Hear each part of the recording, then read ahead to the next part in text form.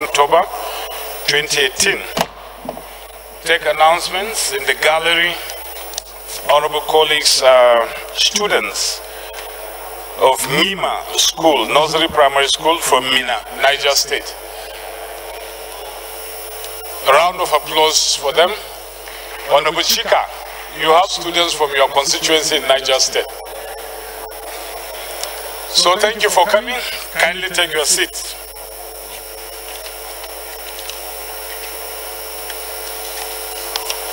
Also in the gallery are students of Glowing Aegis Academy from Kaura District, FCT Abuja. A round of applause for them. Thank you for coming. Kindly take your seats. Announcement is to remind members of the ad hoc committee to investigate the process that led to the termination of the contract between Nigeria Ports Authority NP and Intels Nigeria Limited. The meeting has been scheduled today as follows. Time 3 p.m. Venue meeting room 459, House of Representatives, New Extension. Kindly endeavor to attend. Honorable Pali Riase, Chairman, Announcer.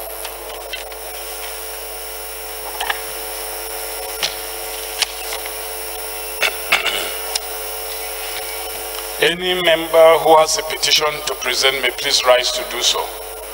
Start on my right, Honorable Bode Ayorinde. Oh.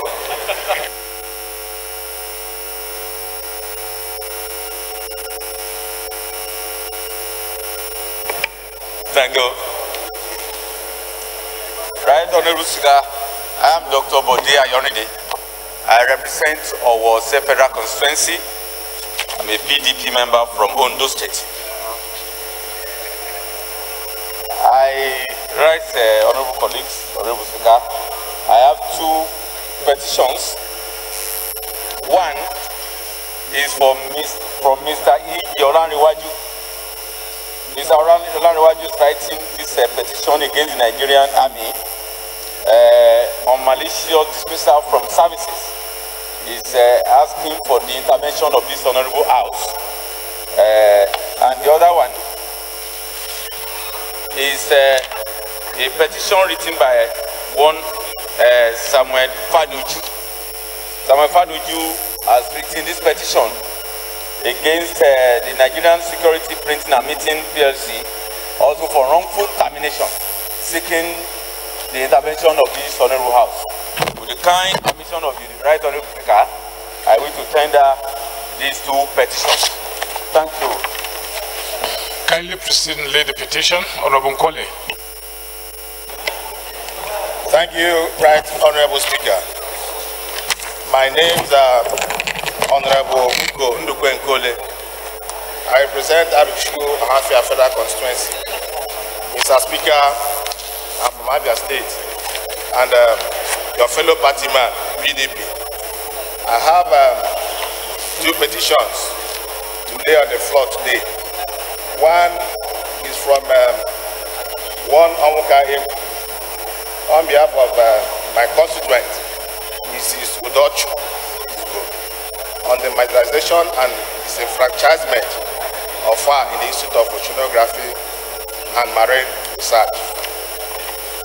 Secondly, I have a petition also from the Amugudu community in Abreba on the need for intervention on the collapse of Somanu Amamba River Bridge that's caused a lot of devastations on their environment due to negligence of government agents. Mr. Speaker, with your kind permission, permit me also to inform you that your very good friend, the governor of Abia State, today is his birthday. He said I should extend this to you so that you can wish him well. With your kind permission, permit me to lay the petition. Thank you, Mr. Speaker. Honorable Nkole, are you petitioning the birthday? Proceed and lay the petition.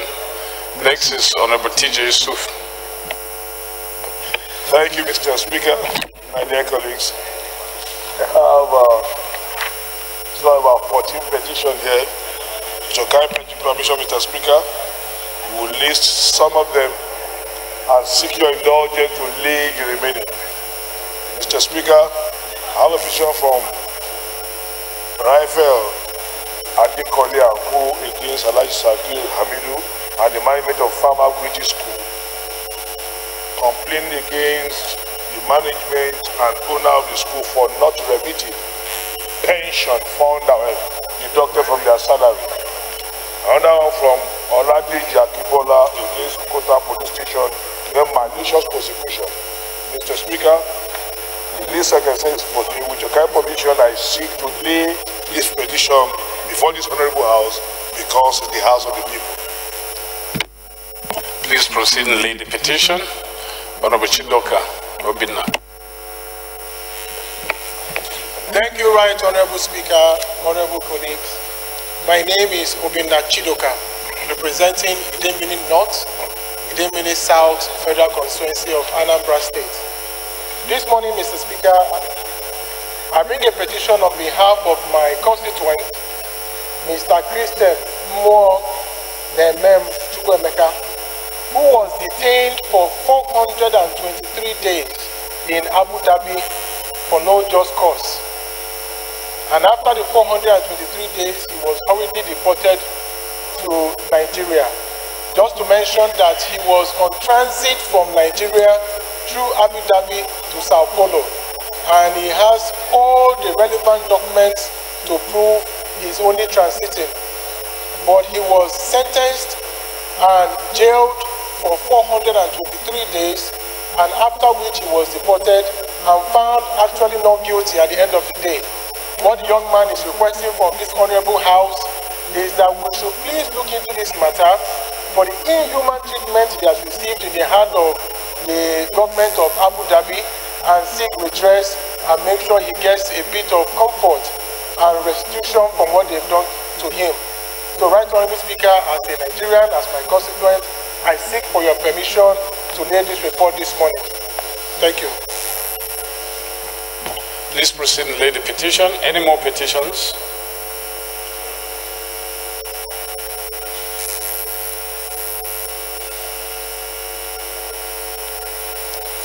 Petitions referred to Committee on Public Petitions.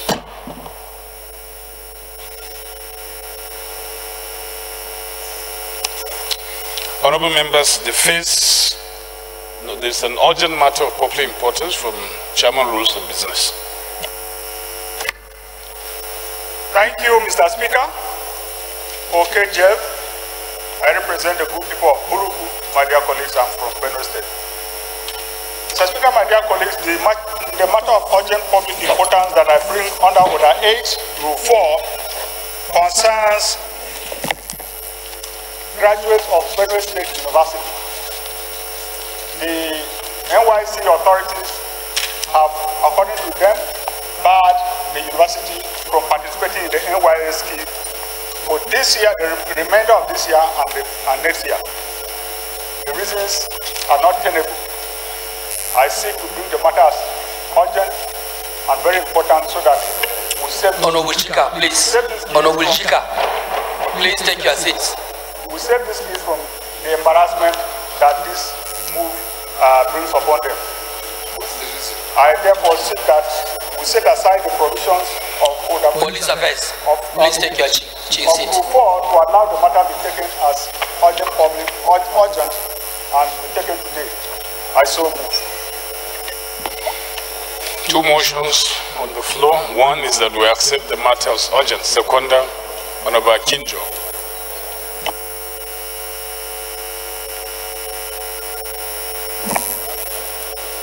Thank you, Mr. Speaker. Koladevi Akinjo, the largest of the federal constituency, I rise to second the motion that the matter be considered as urgent. Thank you, Mr. Speaker. Those in favor of the motion say aye. Those against it say nay. Ayes have it. Secondly, Honorable Gaza. Right Honorable Speaker, honorable colleagues, My name is Gaza Jonathan Bethi, and I represent the people of Karu-Kefi Kokona Federal Constituency of Nasarawa State.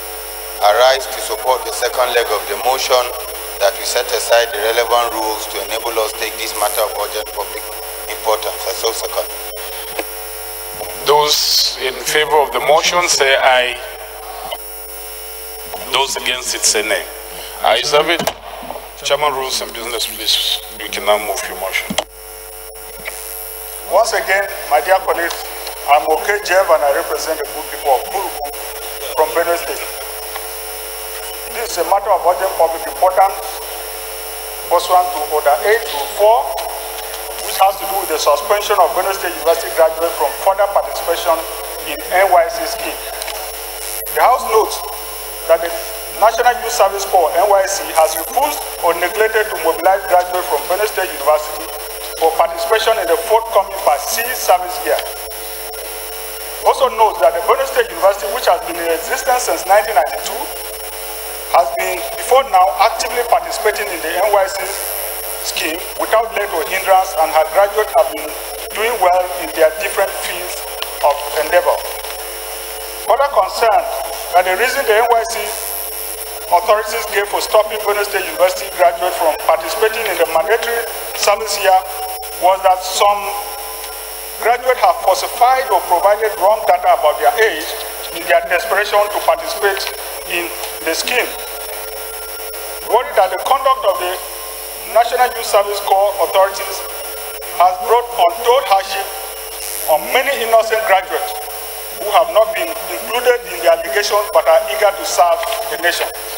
The House resolved to urge the NYSC authority to resign its decision, its apparently illegal decision to suspend the Benue State University from further participation in the NYSC exercise because of the alleged misconduct of a few, and immediately mobilize the prospective corps members to participate in the impending C scheme coming up next month. And two, to mandate the committees on youth development and legislative compliance to ensure compliance within 1 week. Mr. Speaker, my dear colleagues, I so move.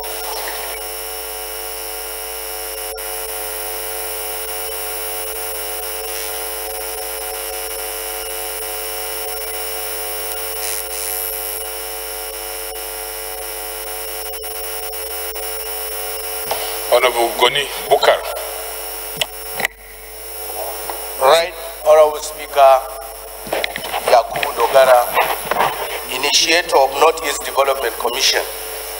My name is Honorable Goni Bukar Lawan, member representing Burusari, Gaidam Yunusari, Mr. Speaker, sir, I'm from Yobe State. I rise to second the motion heavily moved by the Right Honorable OK Jeff. I so second. Honorable OK Jeff, please.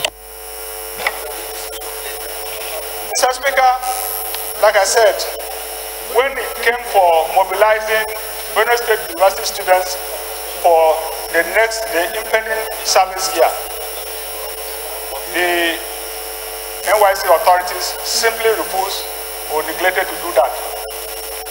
Consistently, the authorities tried to find the reason for their action. They never get some reasons until yesterday they released a letter to the university authorities. In that letter, they said that some students had given wrong data, that they had done some data audit, and they discovered that some students of the university had given wrong data or falsified their information to allow them to serve when they were not supposed to be part of the service year. That was the reason they gave. And therefore, according to them, this was wrongful, and they therefore went ahead to take the unusual step. If I may read a paragraph from the letter.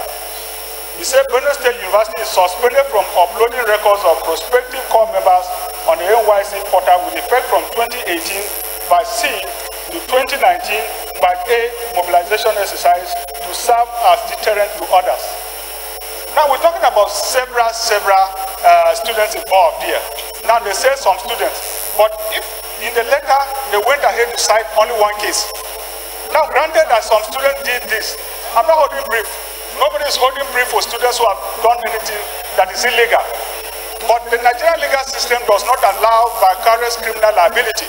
you don't go ahead and punish innocent students who have not been accused of this offense from participating in the NYSC scheme. That is the crux of this matter, Mr. Speaker.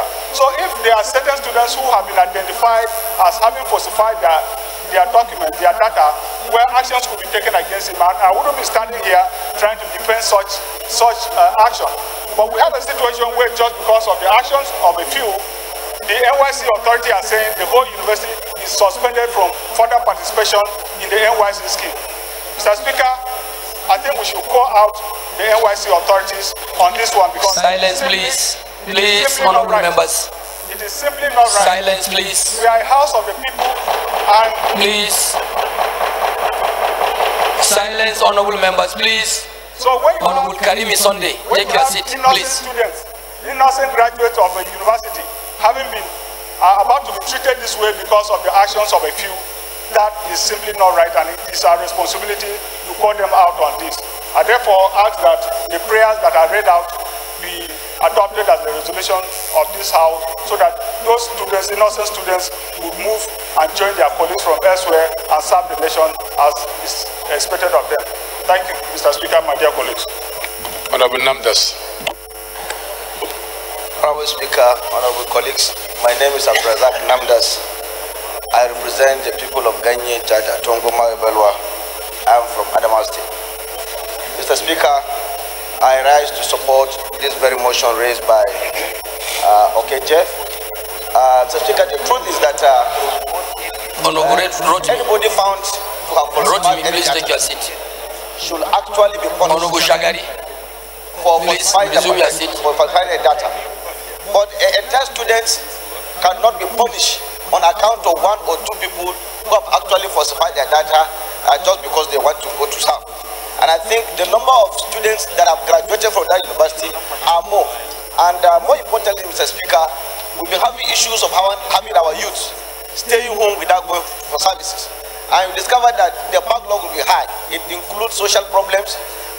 It is very important that students who graduate on time and have no issues with the academics and have no issues with also going to meet the service here should be allowed to attend their service. But to disallow over thousands of students to stay home on account of the fact that one or two people actually falsified data would not be good enough. The backlog of our students is heavy, and if this thing is allowed, some other institutions will also suffer the same punishment. And before you realize, a lot of students will be staying at home, and that will increase issues, social problems, criminality, drug addiction, and some will even have issues. So I think it is important that the prayers made by Jeff should be adopted, so that the students of the University of Plenary should be able to have time to attend their service. Thank you so much. Deputy Whip. The Right Honorable Speaker, I'm Honorable Pali Iriase. I represent Onwa Federal Constituency. I'm from Edo State. Mr. Speaker, I join my friend and colleague to move the House to please intervene on behalf of the Benue State University on this matter. We all know that the issue of national service is of paramount importance if you must be an employee in Nigeria after graduation. Only recently, a whole minister lost her job because of controversies arising from her service record or lack of it. So, for any agency like the NYSC to just in a cavalier manner come out and say a whole university should not present graduating students for please, members, silence, please. Sentencing them to a bleak future. Mr. Speaker, it is important that for such an agency that is bequeathed with so much authority in the life of young people they have to be extremely careful in making pronouncements that will shut out so many of such young elements. Now, it is not as if they did not indicate what they are quarreling about.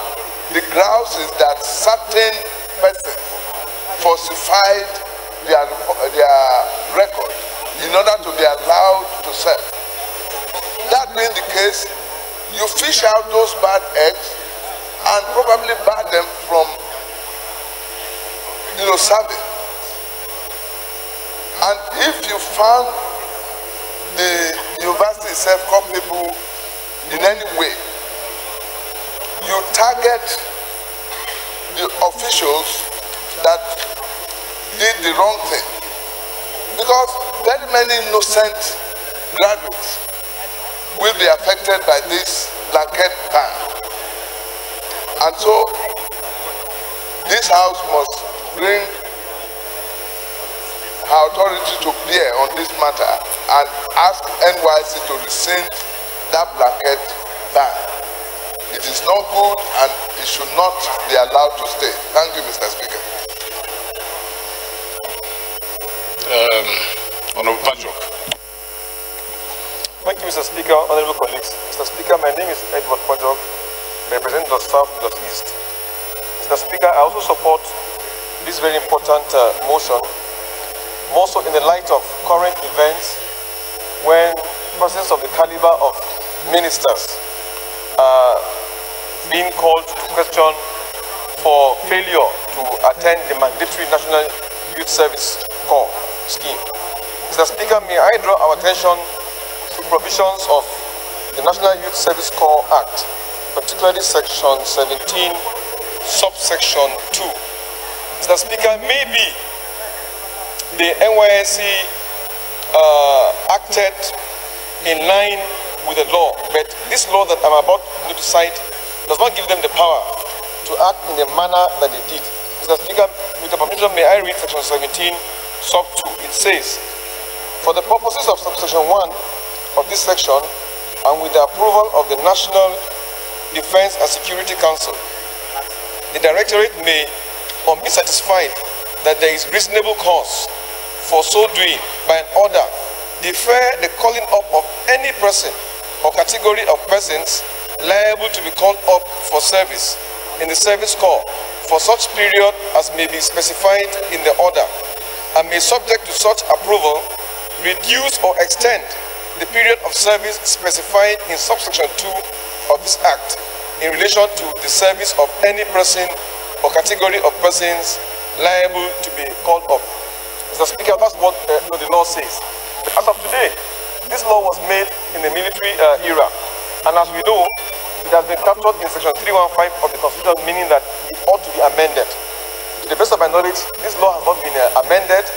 We do not have the National Security and Defense Corps.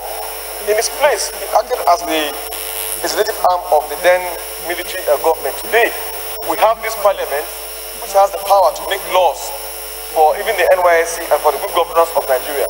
The NYSC has not informed us that there's any reason to exempt any class of persons such as the Plenary State University. So it is my opinion and submission that they acted beyond the powers given to them by law, because by the tenor of the NYSC Act, they are supposed to ensure that all persons liable to be called up for service when they graduate from university and are 30 years or below, they must call them up for national service. And Mr. Speaker, if they do not call them up, they will suffer, because in a year or two, assuming some of them are 29 years, they will now have exceeded the age when they're supposed to be called for service. And they will suffer serious consequences, because they may not be employed, whether in government or in the private sector, for the fault of the NYSC. So I think that this motion is very, very timely. The NYSC should be called upon to reverse that unfounded decision and do the needful. As a matter of fact, if there's any malfeasance by any student, in particular, the sin of one should not be visited on other students, because there must be so many other innocent students.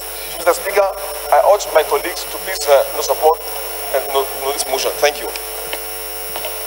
Honorable Dekola. Thank you, Honorable Speaker. My name is Honorable Sheikh Mwalezana Dekola, member representing Ekiti South Federal Constituency 1 of Ekiti State. Mr. Speaker, sir, I like to contribute to this matter of urgent public importance, because we should not just blame NYSC. I think we need to investigate actually what happened. Maybe, the student cannot act alone. It might be in a connivance. They might be connived with maybe school authority or somebody in the management. I think that's why they are being sanctioned. Mr. Speaker, sir, they have to be prudent in seeing that right student were being called for NYSC. I'm sure they must have detected that it has been incessant. This must have been recurring incessantly. Maybe that's why they are sanctioning the school. Otherwise, they wouldn't have taken such action. I believe by the time we hear from them, we will know actually what happened and why the school is being sanctioned. I so contribute, Mr. Speaker. So we should not apportion blame at this time. We should know the actual thing that really happened. Maybe it has been happening incessantly like that, and that's why they are sanctioning the school, to serve as a deterrent to other institutions, not to forward students that are not ripe to serve. Thank you, sir. Honorable Professor Mojit. Thank you, Mr. Speaker. I'm Professor Majid Alabi. I represent the North and the South, Equator and Ejibo Federal Constituency. And I'm from the state of Osun. Mr. Speaker, I rise to oppose this motion. In the first instance, to further buttress the point raised by the chairman of the House Committee on Youth Affairs, the NYSC is mandated under the Act to determine the caliber of individuals that will participate in the national mobilization. Secondly, colleagues, Mr. Speaker, a call to service is a call to service. The reason why people now want to go for NYSC at all costs is because we see NYSC as another opportunity for job creation. It is not. The NYSC is a national service that is guided by rules of conduct. And if any category of people are unfit to participate, we should not unduly hamstrung the agency responsible for the mobilization to do its work. Thirdly, Mr. Speaker, in recent times and on the floor of this 8th Assembly, series of motions have come. NYSC unable to pay Alawi, NYSC unable to provide this, NYSC unable to mobilize as and when due. Why are we insisting NYSC should do more than it does? I quickly ran to the chairman, my chairman of the House Committee on Human Rights. So look at the NYSC Act. We seem to forget that participation in NYSC is mandatory and also exclusionary. The NYSC the Act allows that you be given exemption certificate if you are not mobilized. The question we be asking is if the NYSC for one reason or the other deems certain individuals as not qualified to participate, is NYSC denying them the exclusion certificate? It's not compulsory. If the NYSC says, okay, we are excluding you, and we will tell the world that we are the one that exclude you, but it has been done that decision. So for me, I think we are overreaching. The best would have been to invite the NYSC and ask them what are the available remedies for those who for no fault of theirs are not mobilized. And the Act provides that NYSC can mobilize you and issue you a discharge certificate, or NYSC may refuse to mobilize you and give you an exemption certificate. So that's no problem as far as I'm concerned. So for me, this motion is needless. Thank you, Mr. Speaker. Thank you, Honorable. My name is Honorable Yakub. very much, Mr. Speaker. My name is Yakub Abiodun Balogun. I represent the good people of Lagos Island 2 Federal Constituency. I am from Lagos State. I rise to give support to the motion in the sense that NYC is so important, and we could see all the developments in respect of those who didn't do the NYC program as it should be done. Those who told lies and other things like that. And I strongly believe that it's immoral for the NYC organization to now say that because of the misdemeanor of one or two students of a particular university, Benue State University in this occasion, that the university will be suspended from bringing up genuine and innocent graduates for the scale. I strongly support that the NYC authority should be called upon to rescind that decision and ensure that those who are qualified to serve during the year 2018 and 19 NYC year should be allowed. Thank you very much, sir.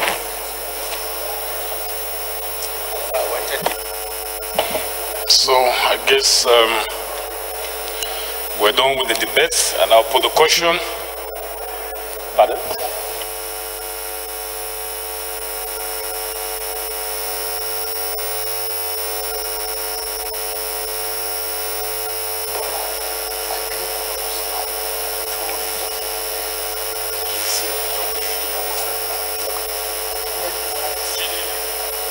Okay, the mover of the motion, I've been told that you want to exercise your right of reply, so you are recognized. Thank you, Mr. Speaker. I did want to exercise my right of reply, especially the contribution made by the distinguished Professor Mojid. Apparently, he didn't listen in because it's not on notice. He doesn't have a copy and maybe didn't listen in while I was moving. Nobody is saying, I can't stand here in all good conscience and say that those who have been sufficiently identified as having corrupted the NYC data or falsified their data should be allowed to go and serve. That's not the intent of this motion. What I'm saying, and I even read the paragraph from the letter that the NYC authority gave to the university that said that Benue State University as an institution should stop participating in the NYC scheme for at least two sessions. That is it. You can't punish, the professor knows very well our criminal legal system. You can't punish somebody for the sins of another person. If you have identified anybody as having corrupted data in order to facilitate his participation, punish him. I won't be here defending such. But a blanket punishment of the entire university system is what I'm here to oppose. And I think in all good fairness, we can't allow that to happen on the floor of this house. Thank you. So I'll put the question. Those in favor of the motion say aye. Those against it say nay. Ayes have it. Honorable members, the first business of the day is presentation of report of the Committee on Governmental Affairs on need to investigate licensed lottery operators for defaulting in their financial obligations to the federal government. Standing in the name of Honorable Hussein Suleiman Kangiwa. Honorable members will recall that the matter was referred to the committee on Wednesday, 31st June 2018. The report is ready for presentation, and Honorable Kangiwa is now invited to present the report.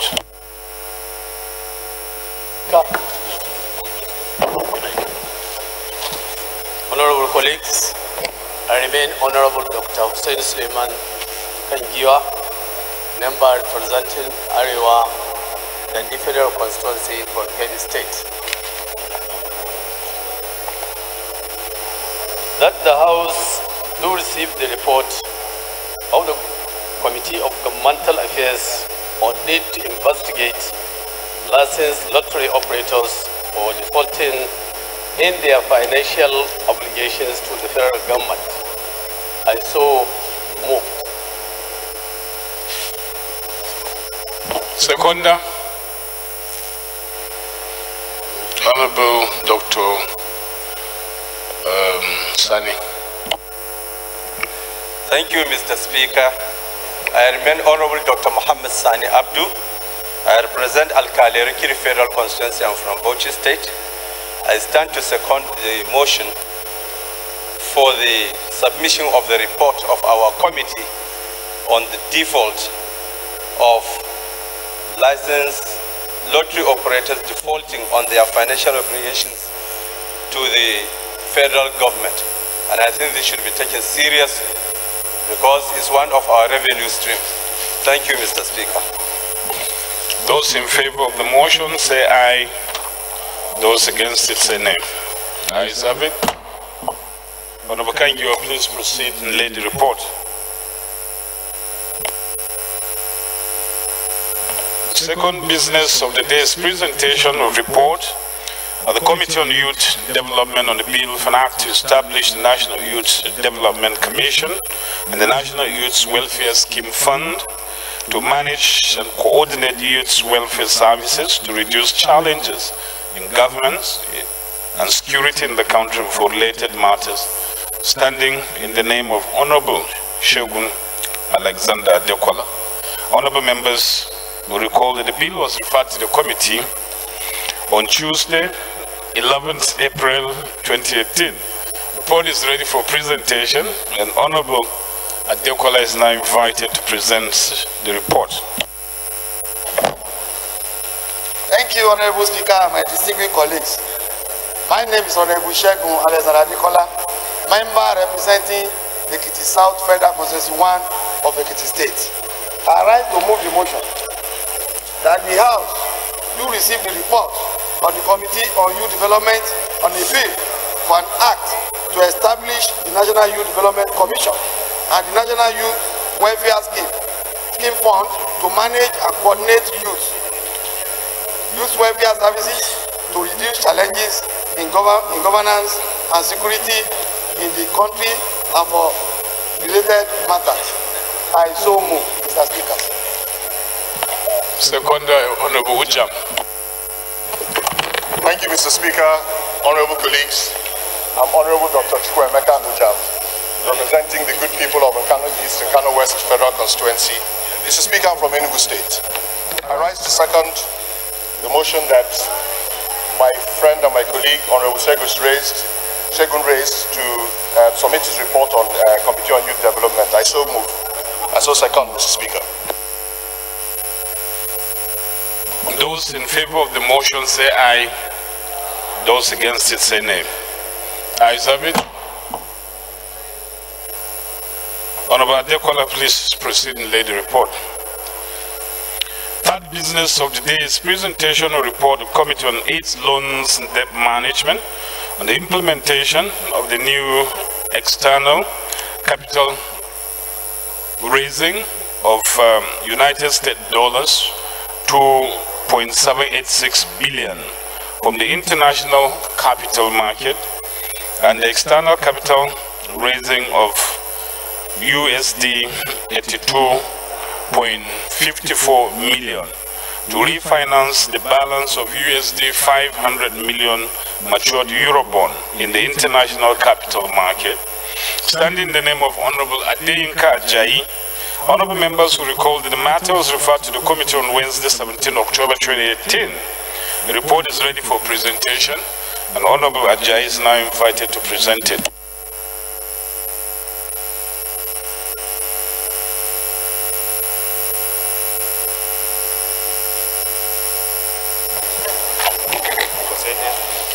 Thank you, Mr. Speaker, my respected colleagues. I'm Honorable Adeyinka Ajayi. I represent the people of Ifelodun, Boripe, and Odoti local governments. Mr. Speaker, my colleagues are from the state of Osun.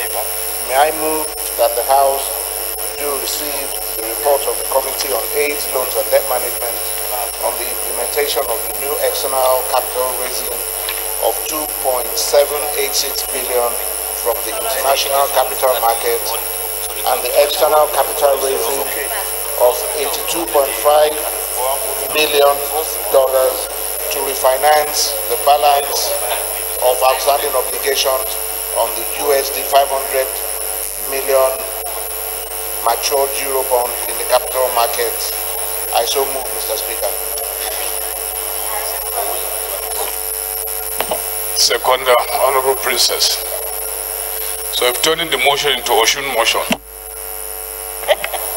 Thank you, Mr. Speaker. My name is Ayo Umidiro, member representing the people of Ayidade, Irewole, Isoko Federal Constituency, also from the state of Osun. I rise to second the motion as ably moved by my colleague. I so second. Those in favor of the motion say aye. Those against it say nay. Ayes have it. Honorable Ajay, please proceed and lay the report. The fourth business of the day is presentation report of the ad hoc committee on the abuse of pioneer status by companies standing in the name of Honorable Jonathan Gaza Befui. Honorable members will recall that the matters referred to the committee on Tuesday, 20th October 2015. The report is ready for presentation. I call on Honorable Gaza to now present the report. Right Honorable Speaker, honorable colleagues, my name is Honorable Gaza Jonathan Befi, and I represent the people of Karu, Kefi, Kokona, Federal Constituency. I rise to move a motion that the House do receive the report of the ad hoc committee on the abuse of pioneer status by companies. I so move. Honorable Francis Musekon. Mr. Speaker, honorable members, my name is Francis Charles Uduya, member representing Korabas and Bayan in Eastern Okolo. I'm from Akwa Ibom State. Mr. Speaker, I rise to support the motion moved by my brother, Honorable Gaza, that the report is. I so second. Those in favor of the motion say aye. Those against it say nay. Ayes have it. Honorable Gaza, please proceed and lay the report. First order of the day, honorable colleagues, is the third reading of the bill for an act to amend the National Oil Spill Detection and Response Agency Establishment Act 2006 and for matters connected therewith. Honorable members will recall the House adopted the report of the Committee of the Whole on Wednesday, 17 October 2018. Therefore, call on the Leader of the House to move that the bill be now read the third time. Mr. Speaker, esteemed colleagues, I rise to move that the bill for an act to amend the National Oil Spill Detection and Response Agency Act 2006 and for other matters connected that will be read for the third time. I so move. Rules of business. Thank you, Mr. Speaker. For KJF, I represent the good people of Buruku, my dear colleagues. I'm from Benue State. I rise to second the motion for the third reading of order number 1 as moved by the Leader of the House. I so. Okay. Honorable colleagues, the question is the bill be now read the third time. Those in favor of the motion say aye. Those against it say nay. Ayes have it. Clerk is now invited to read the long title of the bill. Honorable Speaker, honorable members, a bill for an act to amend the National Oil Spill Detection and Response Agency Establishment Act 2006 and for matters connected therewith. Third reading. Bill read the third time and passed. Second order of the day, honorable colleagues, commencement of debate on the general principles of bill for an act to amend the National Broadcasting Commission Act, Chapter N11, Laws of the Federation of Nigeria 2004, to strengthen the commission and make it more effective to regulate broadcasting in Nigeria, to ensure that all television and cable services run education programs in line with schools' syllabus and curricula, and for related matters, standing in the names of Honorable Olusegun Dokun Odebumi and Honorable James Abiodun Faleke. Honorable members who recall the bills were consolidated on Thursday, 11 October 2018. I now invite Honorable Adebumi to move that the bill be now read the second time. Thank you, Mr. Speaker. Honorable colleagues, Odebumi Shegun is my name. I represent the good people of Surulere Okolo Federal Constituency. Mr. Speaker, I rise to move a bill for an act to amend the National Broadcasting Commission Act, CAP 11, Law of the Federation of the Law of the Federation of Nigeria 2004 to strengthen the commission and make it more effective to regulate broadcasting in Nigeria and to ensure that all televisions and cables services run education program in line with the school syllabus and curriculum and for related matter. Second, Honorable Faleke, who is a cause proposer of the bill. Thank you, Mr. Speaker. My name is James Abiodun Faleke. I represent the Keja Federal Constituency. I rise to second the bill for second reading and so second. Honorable Adebumi, please lead the debate. I almost call you Bonvic. Thank you, Mr. Speaker, honorable colleagues.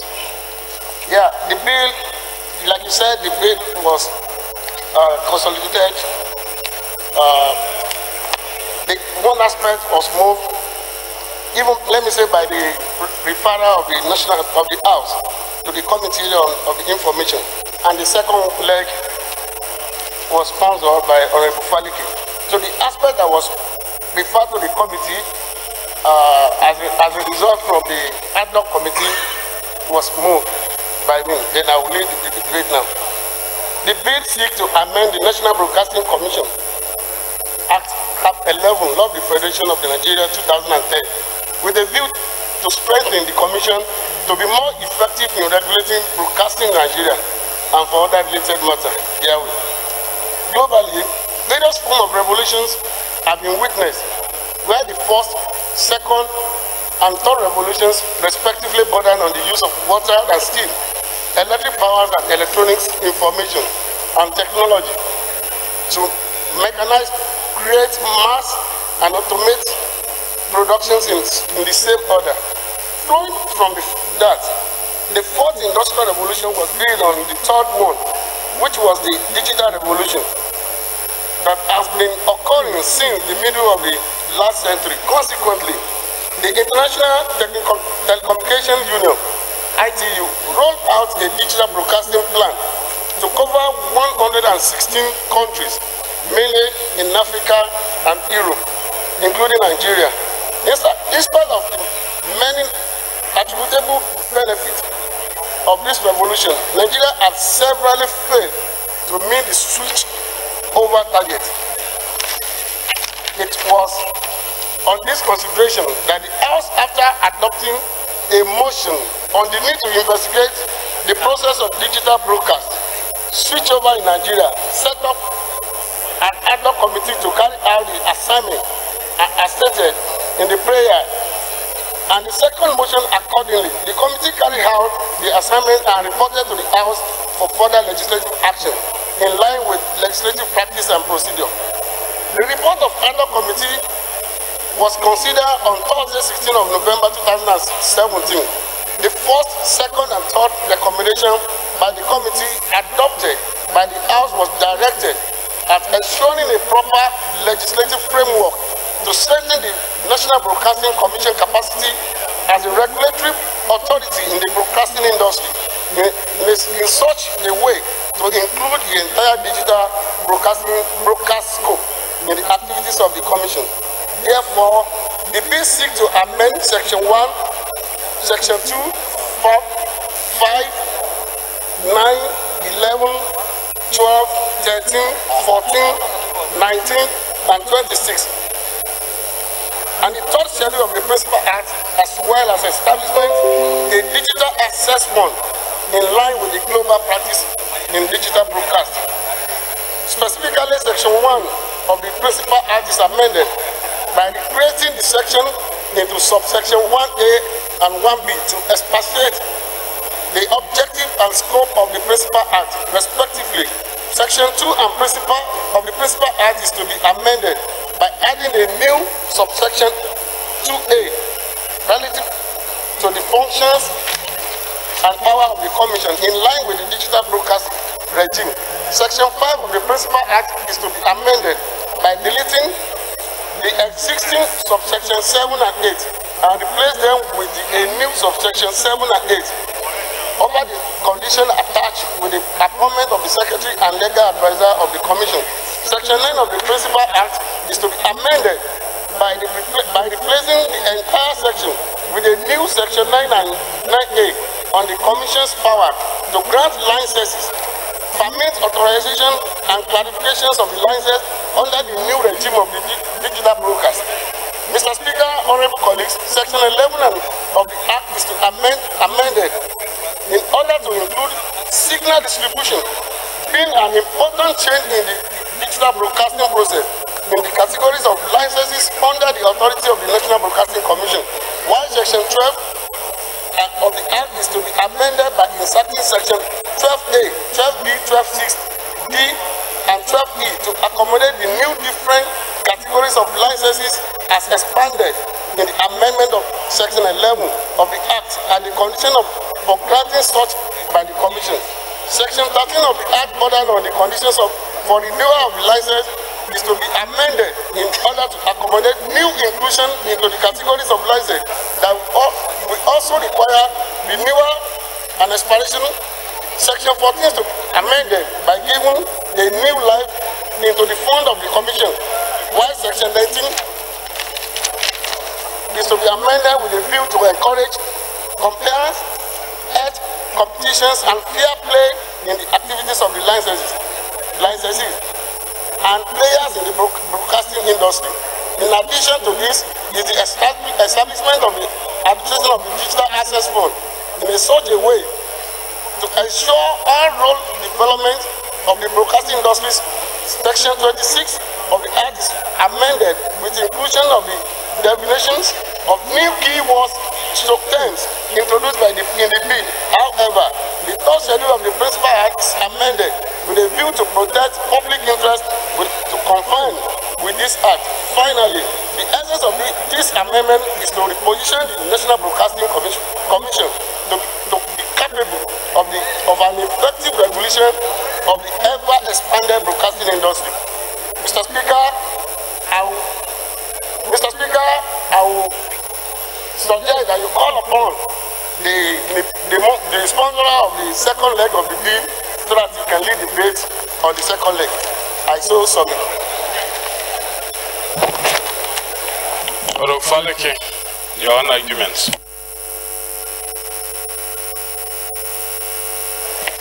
Thank you, Mr. Speaker, honorable colleagues.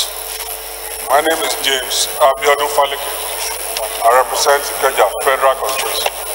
Mr. Speaker, honorable colleagues, the second leg of this amendment is a bill that seeks to amend the third schedule of the National Broadcasting Commission Establishment Act, Cap N 11/2004, by adding a subsection D immediately after subsection 7C, thereby providing that every television radio cable station provider shall have education programs on dedicated channels where the students will be taught different subjects or courses in line with the school syllabus. Mr. Speaker, honorable colleagues, the amendment is sought towards addressing and improving the standard and quality of education in the country. It is an effort to tackle and salvage the falling standard of education, which is currently a national concern and embarrassment. Honorable colleagues, if amended, all television stations, radio service providers such as MultiChoice, DSTV, StarTimes, NTA channels, TVC, and even state-owned television and radio stations will be legally compelled to dedicate one or more channels to teaching students in line with approved school syllabus or curriculum, while television or radio stations with single channels will have allotted airtime to also run educational programs every day of the week. It is expected that qualified teachers will be engaged by the service providers to teach our purpose. This bill is aimed at making a lot of difference to the lives of our students across the country, as it will enhance, encourage, and enrich learning for students. It will also boost intellectual development and knowledge of our students and keep them busy while at home or on holidays, instead of watching movies, Nollywood, sports, or music. It will educate, inform, and inspire students in practical teaching and can be effective than books in teaching. Students will be encouraged to be more focused on their academic work with less attention to watching cartoons and movies, which tend to be detrimental to the course of the educational pursuits. Honorable members, you will agree with me that this bill is coming at the right time, that our education standards is falling, and that what we can do is to see to enhance the standard of our education. When you go home and you see your children watching cartoon networks or movies, you ask yourself what they tend to get from this. But by compelling these channels, these TV providers, to have a dedicated channel, you can tell your child to switch on to the honorable colleagues, order. This, of course, we expect that the providers will engage teachers who will come online and teach students in mathematics in all the subjects. And anybody who was unable to catch up at the class level can possibly catch up when these are being taught. This, in my view, is the best way to go at this time that our education standards are falling. Honorable colleagues, I seek your support for this amendment to scale through. Thank you and God bless. Honorable Chika Adamu.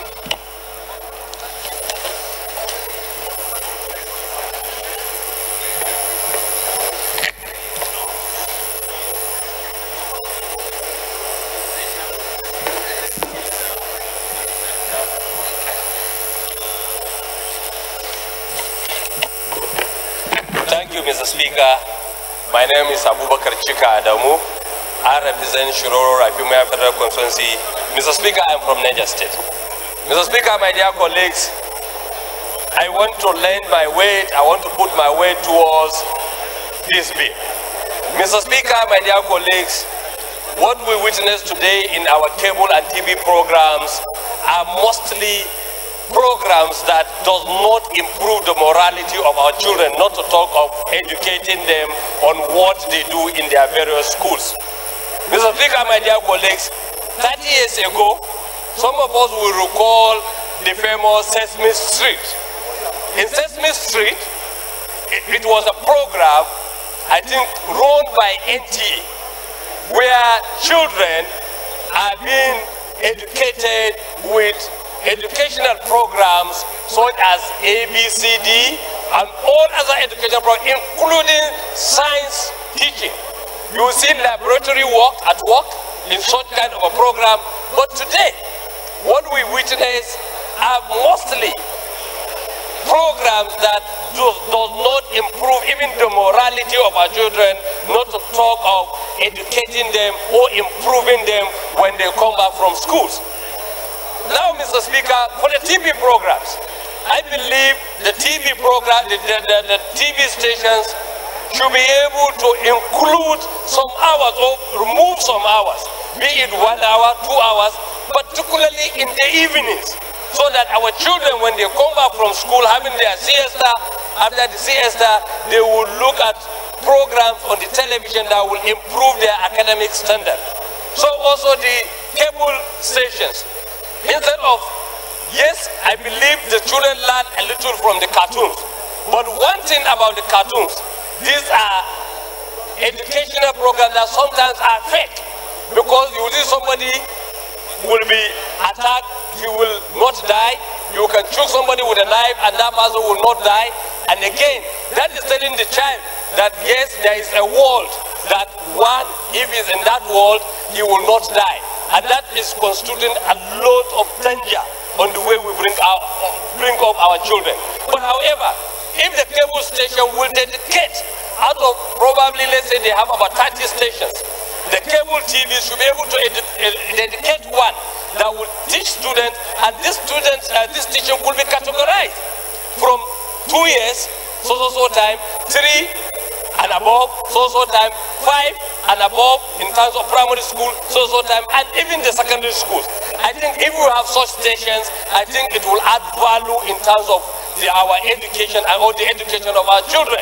And Mr. Speaker, I think I call on every member of this chamber to please lend his weight to this bill. This bill came at the right time when even the morality of our children is going down. Thank you, Mr. Speaker. Thank you, my dear colleagues, for this opportunity. Honorable Monguno. Mr. Speaker, honorable members, my name is Mohamed Taib Monguno. I represent Martin Monguno, Gaza Federal Constituency of Borno State. With regard to the aspect of the argument proposed by Chairman the Information Committee, before I make my argument, I want to quote the saying of a very renowned jurist of blessed memory, Honorable Justice Uda Udoma, JSC, as he then was, who said in one of his judgments that laws are not meant to be static, that laws are supposed to be an organic document that are supposed to change with changing times. So in tandem with this renowned saying of this renowned jurist of blessed memory, I want to say that Honorable Chairman Committee on Information's argument is in tandem with the saying of Udo Udoma in that judgment that laws are supposed to change to reflect the changing nature of society. When the National Broadcasting Commission law was enacted, the issue of the digital switchover is not in reckoning. Now that the issue of digital switchover has come, there is a need for us to change our law so that it will reflect the present circumstance in the country. Because at the time that law was made, that area of broadcasting is virgin, is unexplored. But now that it has been made to be part and parcel of our laws, there is a need for a law to take care of that situation. And again, it is the recommendation of our committee that these areas for which digital broadcast has been introduced, there is a need for us to make laws to reflect the present changes in that sector. Then with regard to Honorable Palake's argument to have content with regard to education of our children, I think television is not only meant for information, it's meant for entertainment, and it's also meant for education. So that aspect should also be adequately taken care of by amending the National Broadcasting Commission Act so that a lot of emphasis will be given to the issue of education of our children using the medium of television stations and radio stations so that their education will be enhanced. I can recall with a lot of nostalgia this program, Sesame Street. When I was young, I used to watch Sesame Street, and it has greatly broadened my horizon in all aspects of life. And nowadays, we are missing this type of programs in our television content. So there is a need for us to make a law that will compare television stations to come up with this program which will be enhancing the learning capabilities of our children. Thank you. Honorable Namdas. Honorable Speaker, honorable colleagues. My name is Abdrazak Namdas. I represent the people of Ganye, Jada, Tongoma, and Balwa. I'm from Adamawa State, Mr. Speaker. Mr. Speaker, I also support this very important bill sponsored by my colleagues here. Mr. Speaker, I want to say that one of the roles of the NPC is to advise government on the implementation of national mass communication policy, with particular reference to broadcasting as well as licensing both cable and direct-to-home services and terrestrial and radio and television services. And NPC is also expected to undertake research and development of broadcast industry. I want to say, Mr. Speaker, that it is very important that our television stations should also dedicate educational programs as suggested by the mover of the motion. I want to say that in Nigeria, most of these stations hardly take on educational programs. Only few stations do take educational programs. Our children are taken to cartoons and other form of films that actually do not even take care of our curriculum. If our children will be given educational programs with particular curriculum on their either on their schools, you find out that our children will highly be really educated. But my only question of worry is that according to the motion, that according to the bill, sorry, that for the DSTV and startups, a whole station, a whole channel should be dedicated. I want to suggest that not all television stations can dedicate an entire channel to education programs. You have a channel like NTA and other stations, they can dedicate airtime and peak airtime, and it must not necessarily be daily, to be sincere, because from the bill, it suggests that a daily program should be meant for education programs. Even when my senior is talking about sesame-street, I cannot say that sesame-street was aired on a daily basis. You are going to give the stations a lot of problems. At least it should be done at least twice in a week, so that the content will be such that even the person organizing the program will know that I have 3 programs in a week, I have 4 programs in a week, but to make it daily may probably be challenging. But it is good that they should have airtime at least to dedicate education programs. But to make it daily will be a very challenging task. So I feel that we support this program and support the very bill that it should scale secondary. I so move, Mr. Speaker. Honorable EJ. My right honorable speaker and dear colleagues, I remain Honorable EJ Agboanyima, representing the good people of Ego, Bubaha Federal Constituency, Edo State. Mr. Speaker, let me appreciate and thank the sponsor of this bill, the bill for an act to amend the National Broadcasting Commission Act. Mr. Speaker, there's what we call CSR, Corporate and Social Responsibility, that this bill is about to address, or have already addressed. Mr. Speaker, most of the television stations and cable services in this country have failed to be responsible in at least thinking about Nigerian people. Yes, some of them are doing well, but there are some that have neglected that area in totality. And this bill were programmed in line with school to be able to have some of the school syllabus, curriculum, to be able to be shown educative materials for our younger generation, our younger children. In other part of the world, Mr. Speaker, where I live, you will see at a particular time, either in the morning of Monday or Saturday, there's a program, educative program, that is shown to educate our young ones. And again, there are some programs they can never air during the daytime because of children. That they believe that children watching some of these extra movie, different movies that will not help, rather to bring negative to our children.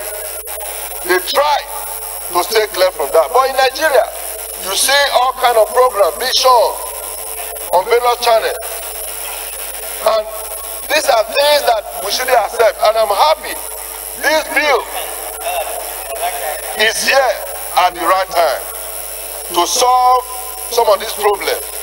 I understand we have a lot of bills in this country, Mr. Speaker and dear colleagues. Our major problem is not passing bill or having bills. Our major problem is adhering, following the rule of law, obeying the existing bill. And I hope this one, when it is passed, we see the light of day and we will respect it, and the television station will also respect it, that whatever we are going to be shown on various television stations should not be the one that children, our children growing up, they should be able to learn something out of it, something educative, something that will give them value. Because as they are growing up, what they watch and see, that's what they believe in. Because those days we used to watch black and white television, even to watch TV then. Our parents used to tell us, no, you can't watch this. They will switch the television off. But these days, you see our children will run inside one of the room, on television, nobody to control them because what is being shown is totally wrong. So, Mr. Speaker and dear colleagues, I can see that a lot of people are interested in this bill, that the bill must see the light of day, and I'm pleading and appealing to all of us to support this bill so that our children will benefit from watching television. God bless you. Thank you very much. Honorable Chris, and then the last contributor will be Honorable Kaniki. Thank you, Mr. Speaker. My respected colleagues. My name is Honorable Chris Emeka Azubog. I represent Nnewi North, Nnewi South, and the Ekusigo Federal Constituency. I'm from Anambra State. Mr. Speaker, I rise to lend my support to the second reading of this bill. And I want to contribute to the fact that this bill tends to support the move to diversify our economy, support the move to ensure that our economy grows as a knowledge-based economy. Because through the mass media or through the power that will be given to the regulator of our broadcasting corporation, he will be able to get the electronic media to ensure that the content that will be developed through our syllabi or through our educational curriculum will help us to educate a larger number of Nigerians. Those who cannot afford to be in school or those who are in a location that are very difficult can easily be organized to participate in educational programs. As a nation, we need to educate our citizens, and the knowledge that will be shared through the mass media or through the electronic media will enhance the educational level, the literacy level, and this is where we develop genuine capacity to grow our economy.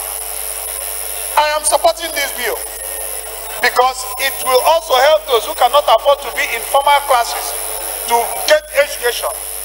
When the media, through their CSR or even through sponsorship of corporate bodies, we embark on sponsoring educational programs. We used to enjoy science quiz. I'm a believer in STEM education, science, technology, engineering and mathematics. A lot of quiz can go on, sponsored by individuals. And when children participate in it, it will develop our capacity to grow well-developed manpower and skilled manpower that will push us into real technological development. Whether it is in literary world, whether it is in classics, any content that's properly developed for education and is being projected through the mass media will help the citizenry. We have a record that over 30 million of Nigerian children are out of school, and we don't have all the resources to put them in school. Some due to difficult location, but everything that is earned can reach the most difficult part of the country. I'll take for instance the Northeast, where we've been having challenges of Boko Haram attack.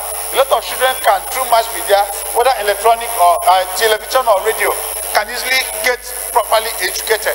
So we are following the trend to utilize the privileges or advantages we will. And this law will seem to support or empower the regulator to compel the operators of this mass media for them to project educational programs that will help us to develop a well-balanced citizenry. I am supporting this bill, and I pray that my colleagues will support that this bill will be read for a second time. Show support. Honorable Kanike, last contributor.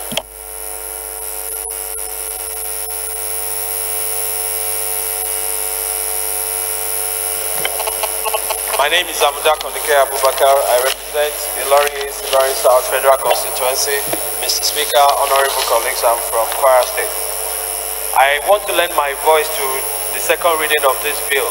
This bill cannot have come at a better time.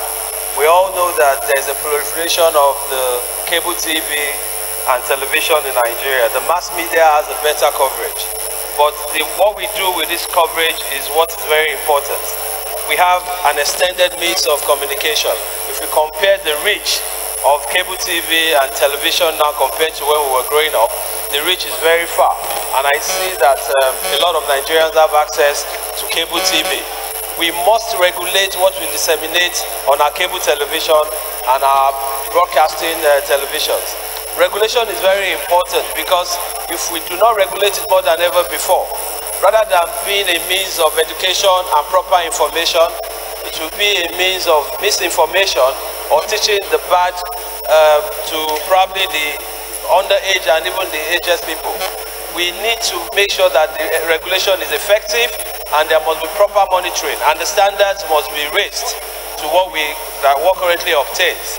So I think it is more germane to keep a closer look and make sure that it is properly regulated and what is available to our young ones at home is properly regulated.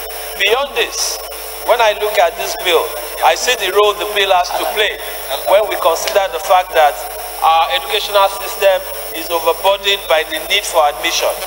We have infrastructure in our secondary schools and post-secondary schools are overburdened.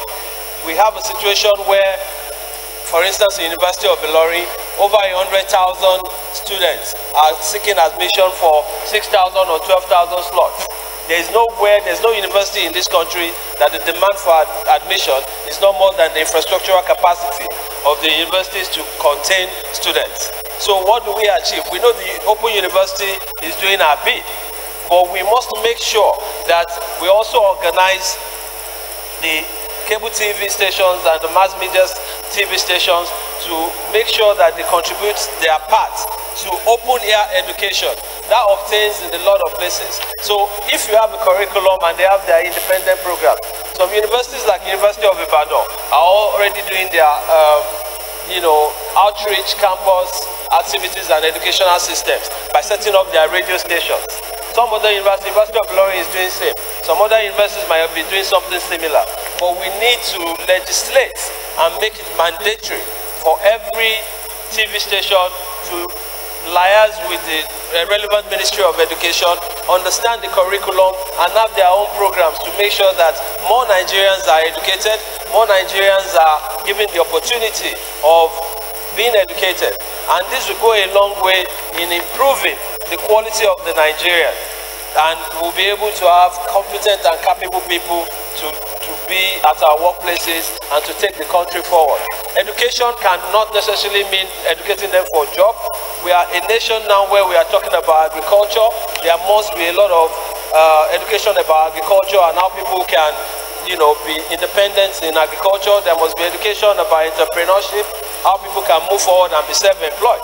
This will be a conglomerate approach to what I can call CSR by the mass media, and it will take us to a better level. So I will strongly support that my colleagues support this bill, amongst other reasons beyond the one I've listed, for second reading. Thank you, Mr. Speaker, for the opportunity. Honorable colleagues, the question is that the bill will be now read the second time. Those in favor of the motion say aye. Those against it say nay. Ayes have it. Clerks invited to read the long title of the bill.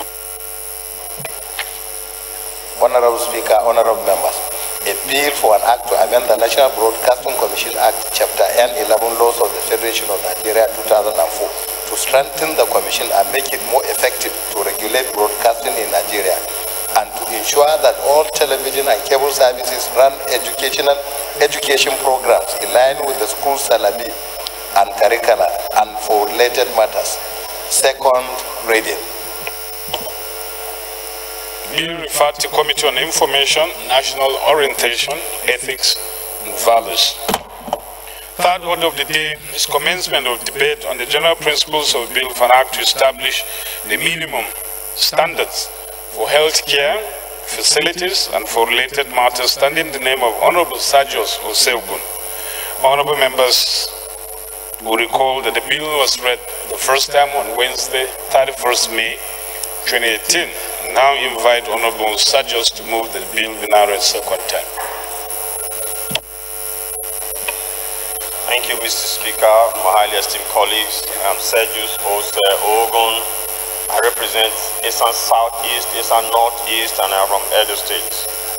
I rise to move that the bill for an act to establish the minimum standards for health care facilities and for related matters be read for a second time. I so move. Seconder. Honorable Sugar. Thank you, the Honorable Speaker. My name is Honorable Dr. Olatuni Temitope Sugar, representing good people of Lagelu Akinele Federal Constituency, Ibadan. I rise to support the bill as moved by Honorable Sajos. Thank you, sir. Honorable Sajos, you may now lead the debate. Thank you, Mr. Speaker. Mr. Speaker, my highly esteemed colleagues, I'm glad to have the opportunity to lead the debate on healthcare facilities minimum standards bill, which seeks to regulate standards for healthcare facilities in Nigeria. The consideration of this bill will therefore demonstrate the sincere commitment by this House in discharging its constitutional mandate of strengthening Nigerians' health institutions for optimal performance through effective lawmaking. The background, Mr. Speaker, honorable colleagues, this bill is born out of a desire to have legislative intervention in the design, redesign and regulation of healthcare service delivery in Nigeria, and it needs to influence the behavior and or practice of those in the industry, thus ensuring that minimum standards are complied with in healthcare service delivery. Mr. Speaker, it is instructive to note that while there are bound many legislations on healthcare services in Nigeria, none has succeeded in prescribing standards for healthcare facilities. As I have in the brief, this bill has the objectives of the bill. The bill seeks to provide, one, a regulatory framework that prescribes minimum standards for healthcare facilities in Nigeria.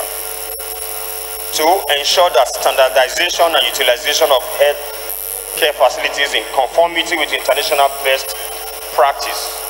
Three, ensure a proper compliance with the standards set out in this bill by health practitioners everywhere in Nigeria. Four, instill a sustainable maintenance culture of healthcare facilities.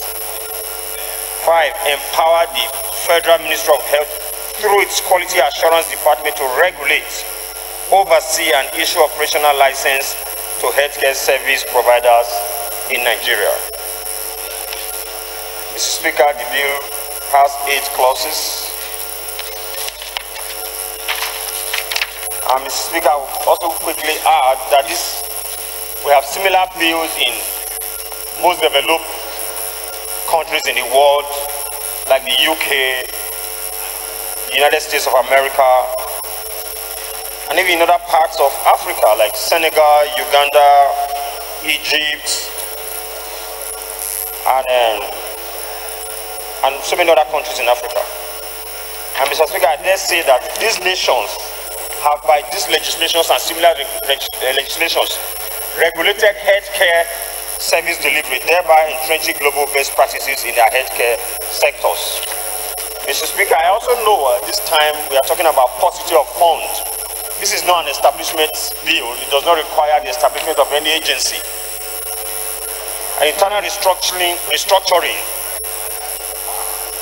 in the Federal Ministry of Health to create maybe a department can just take care of this. So, Mr. Speaker, I'm a very rural person, I'm a grassroots person. I'm always in my constituency. I know what primary health care is in Nigeria today. And what we are saying is not acceptable. The least we can do is to put a minimum standard in place to regulate these primary health care centers. So, because I have the brief, let me give the opportunity to my colleagues to also debate this. So I will urge you all to support this bill to skate through second reading. Thank you, Mr. Speaker, and highly esteemed colleagues. Honorable Akinlaja.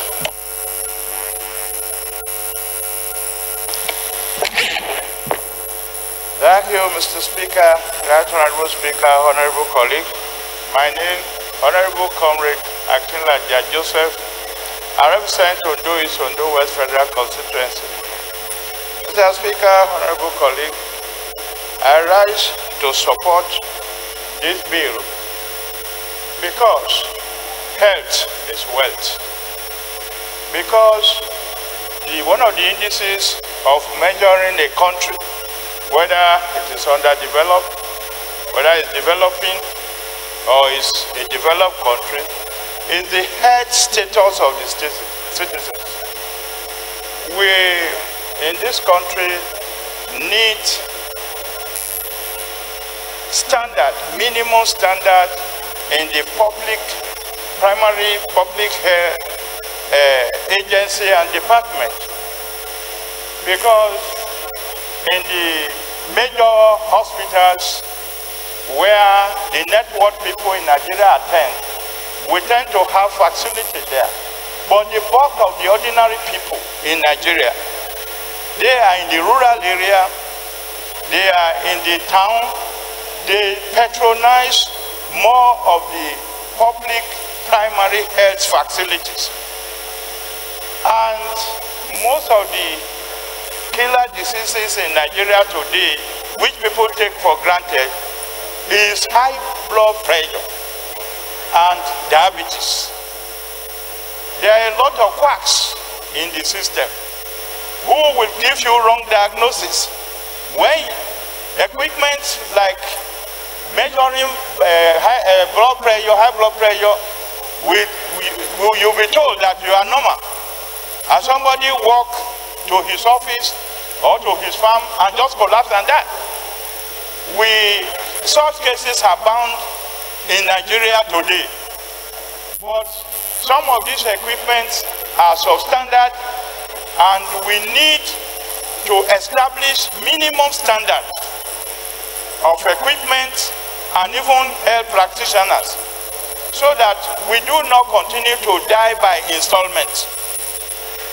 There are some Nigerians, even very important Nigerians, who have gone outside this country for diagnosis of their ailment.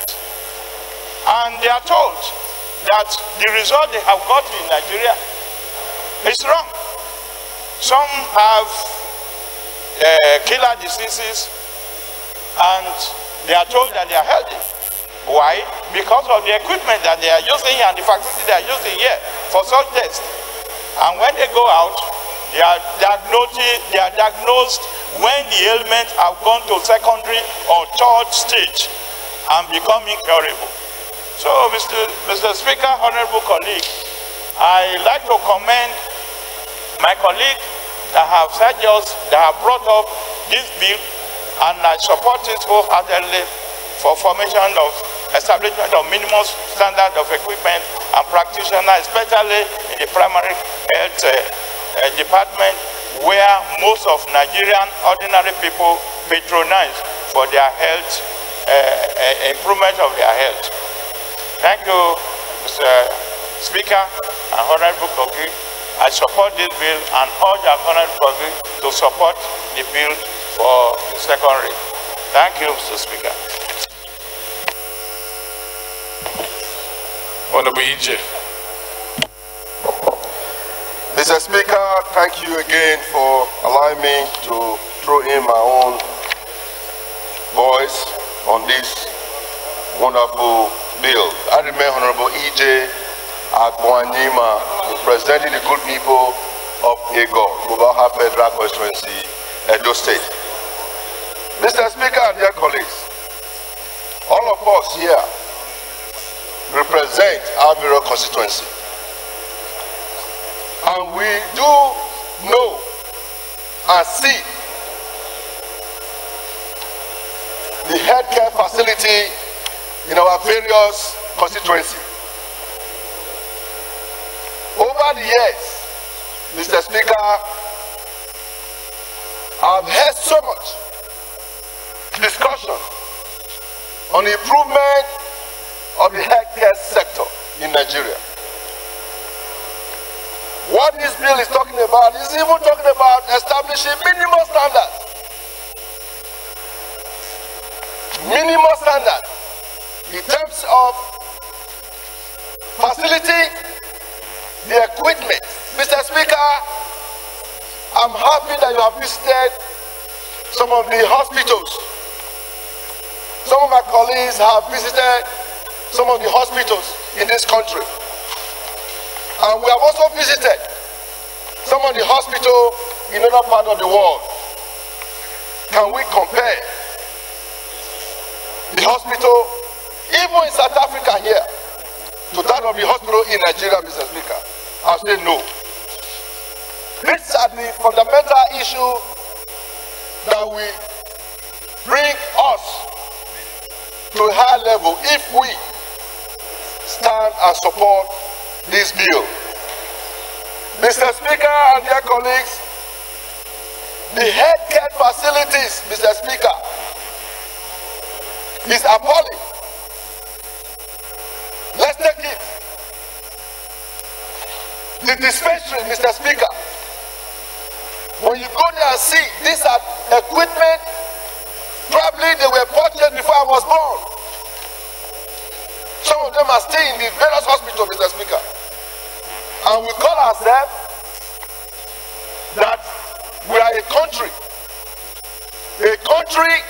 that is highly blessed by God. God has given us everything humanly possible. He deposited everything here in this country. Over the years, they have bastardized the healthcare sector. I want to see that when we travel to other part of the world, that what we go there for, we can also bring it here. It's not that we manufacture this equipment. Those who have it, they purchase it. We have the best medical doctors all over the world, Mr. Speaker. And as I'm talking to you today, the head of medical center in Saudi is a Nigerian. Go to America, Mr. Speaker. There's nowhere, hospital all over the world, you will not see a Nigerian doing excellently well. In America, even at the time in the White House, a Nigerian. Go to UK, Mr. Speaker, you see Nigerians. What happened? They went to school, were schooled, and they were able to be trained with equipment. But when they came back to Nigeria, when they get here, Mr. Speaker, all those equipment they were trained with, they can't find them in anywhere in any of the hospitals here. Even dialysis center, people have cancer. They have to travel to go and cure themselves, to go and give them some treatment outside this country. We don't even have dialysis center here. Mr. Speaker, we have the resources. Let's face the fact. Let's face the fact, Mr. TSP, I've heard you. My honorable colleagues, I've heard you. I know you are going to support this bill, except if anyone will go against this bill, I don't think so. I don't think so. There's no one that will go against this bill. I believe that this bill should be able to see the light of day. Minimum standard. But I will be asking, let's have quality, not quantity. Mr. Speaker, thank you for the opportunity. Honorable Pajok.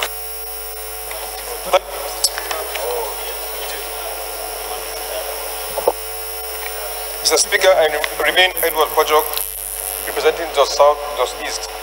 Mr. Speaker, thank you for the opportunity to also lend my voice in support of this very important bill. Mr. Speaker, this bill speaks to a very important issue about our country, that is setting minimum standards to ensure that there is adequate health care in Nigeria.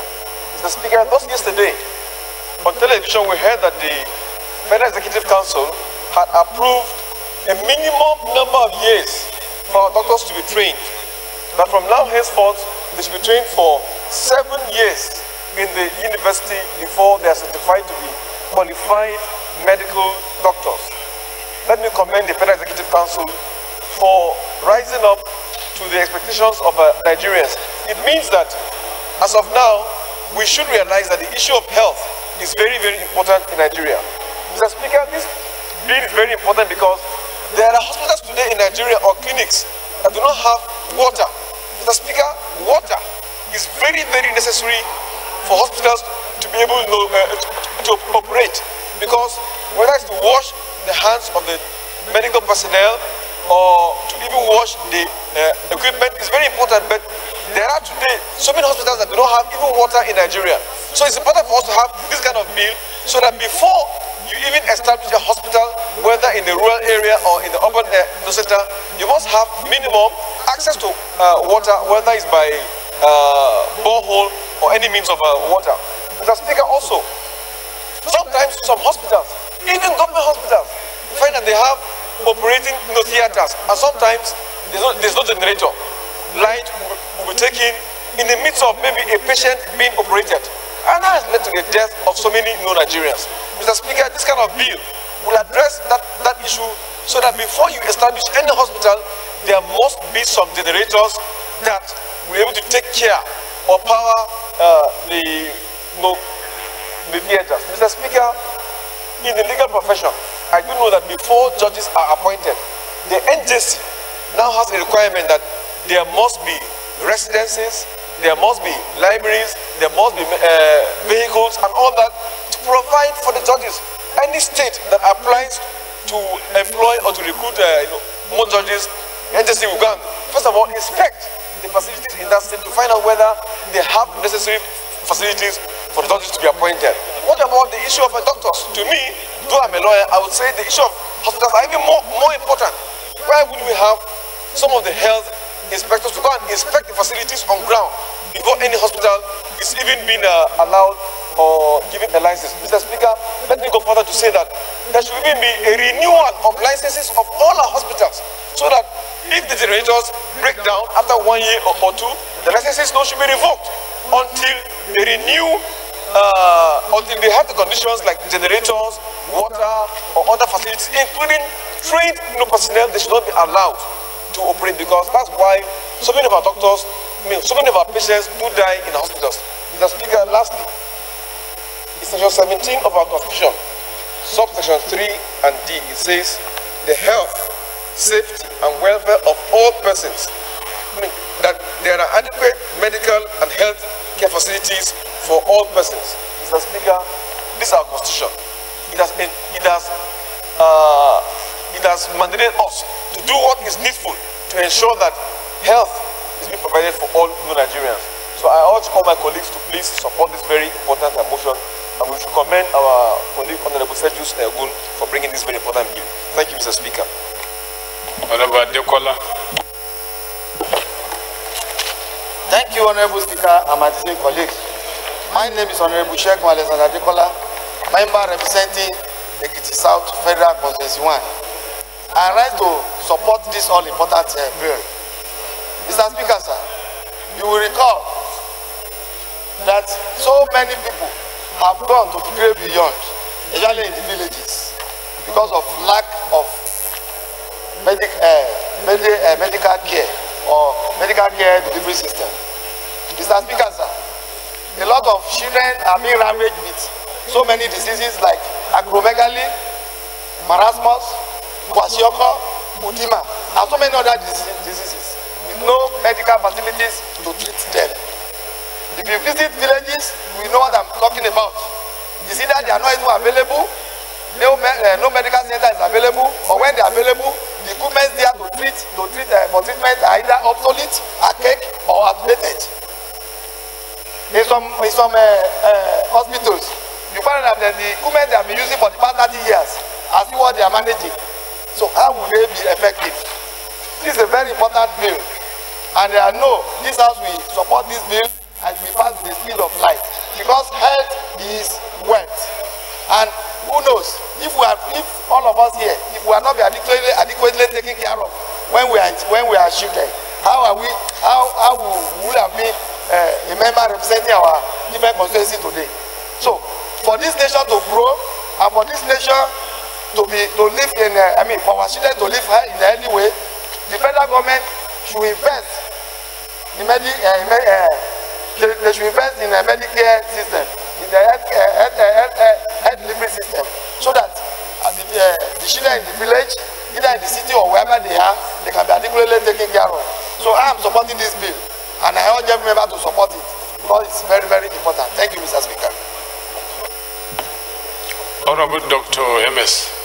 Then the last speaker will be Honorable Sadiq, after Dr. MS has spoken. Thank you, Mr. Speaker.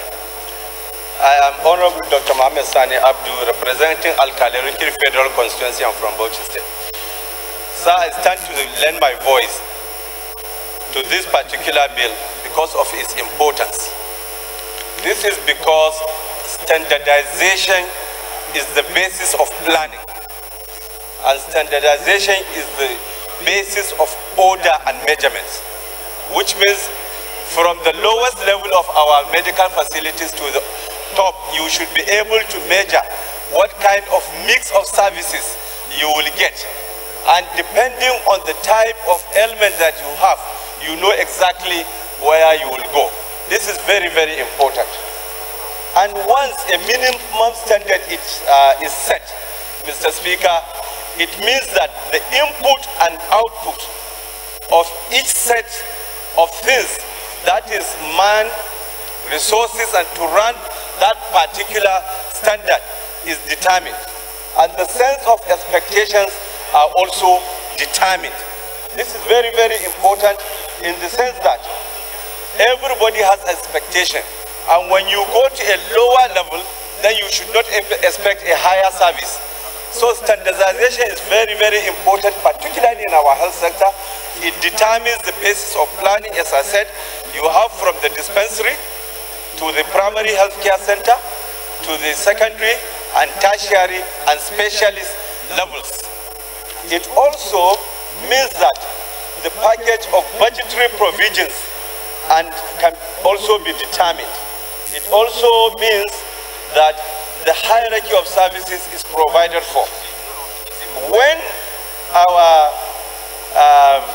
standards are set, then if we cannot meet it up, we can now find a different package of solutions, either through private investments or PPP and so on, to run that particular level. That cannot be done if you don't know the standard of expectation and you don't know the number of personnel, you don't know the kind of thing that can be provided at that level. And I think this is important. Today, this morning, I was looking at a program on NTA, and the one pharmacist, the president of our Pharmaceutical Society of Nigeria, Alhaji Ibrahim Yakase, has been raising very pertinent points because of this issue that we are discussing now.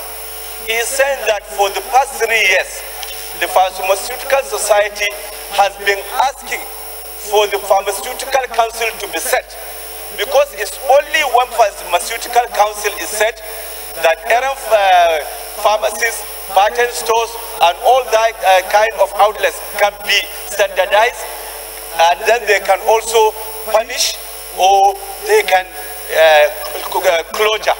That CPC, that is Consumer Protection Council, has no basis of punishing anybody. If they find somebody wanting, they are supposed to bring him back to their professional. And this is all issue of standard. And to this, Mr.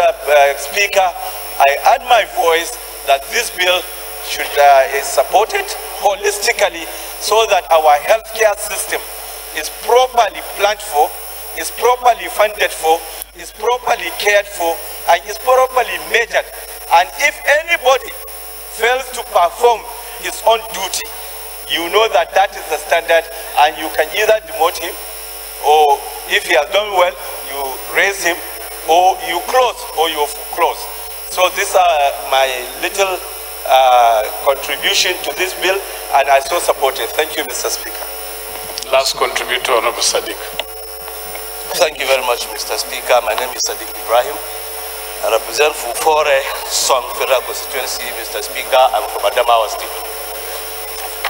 Mr. Speaker, I will also lend my voice in support of this motion, of this bill, which is a very good one. In measuring human development index, Mr. Speaker, health care facilities should be the number one priority of every nation that want to have a healthy and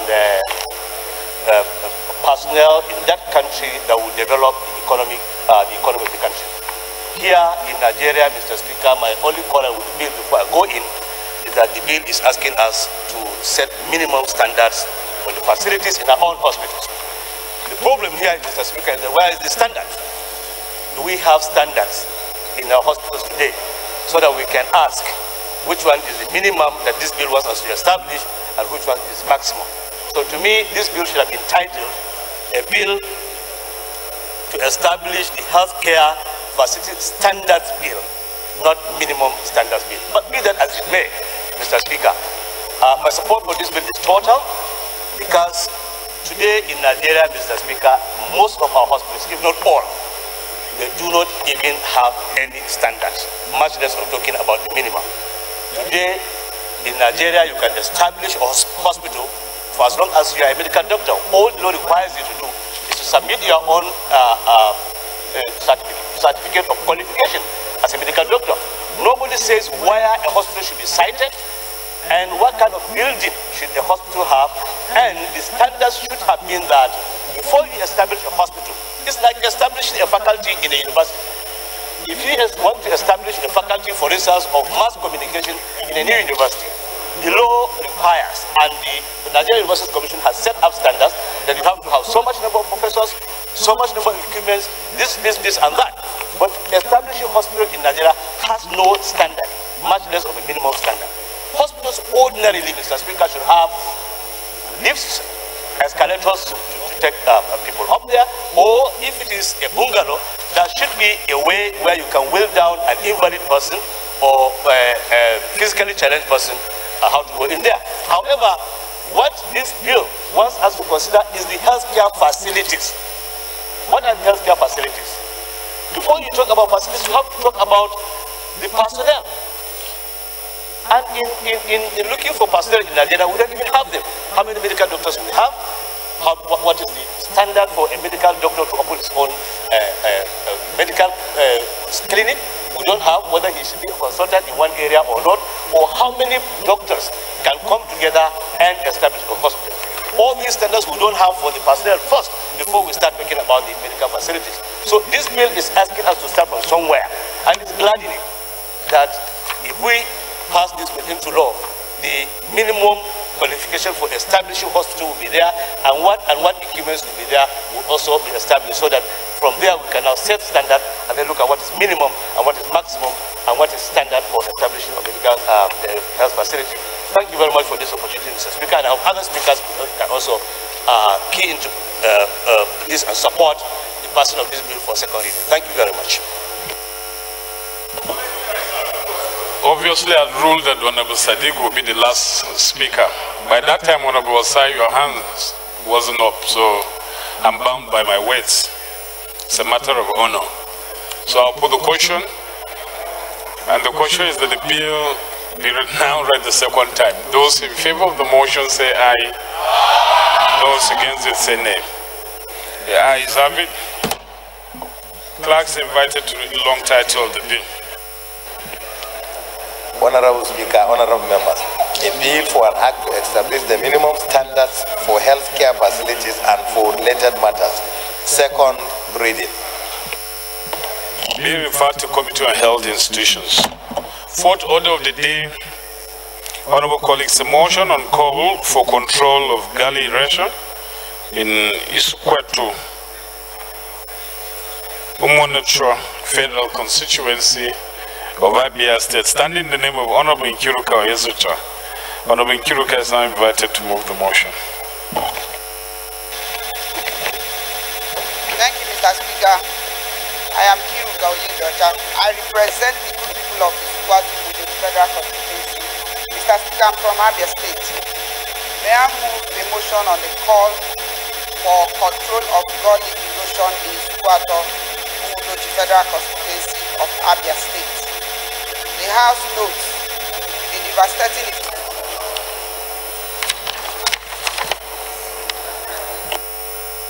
Can you speak to your mic?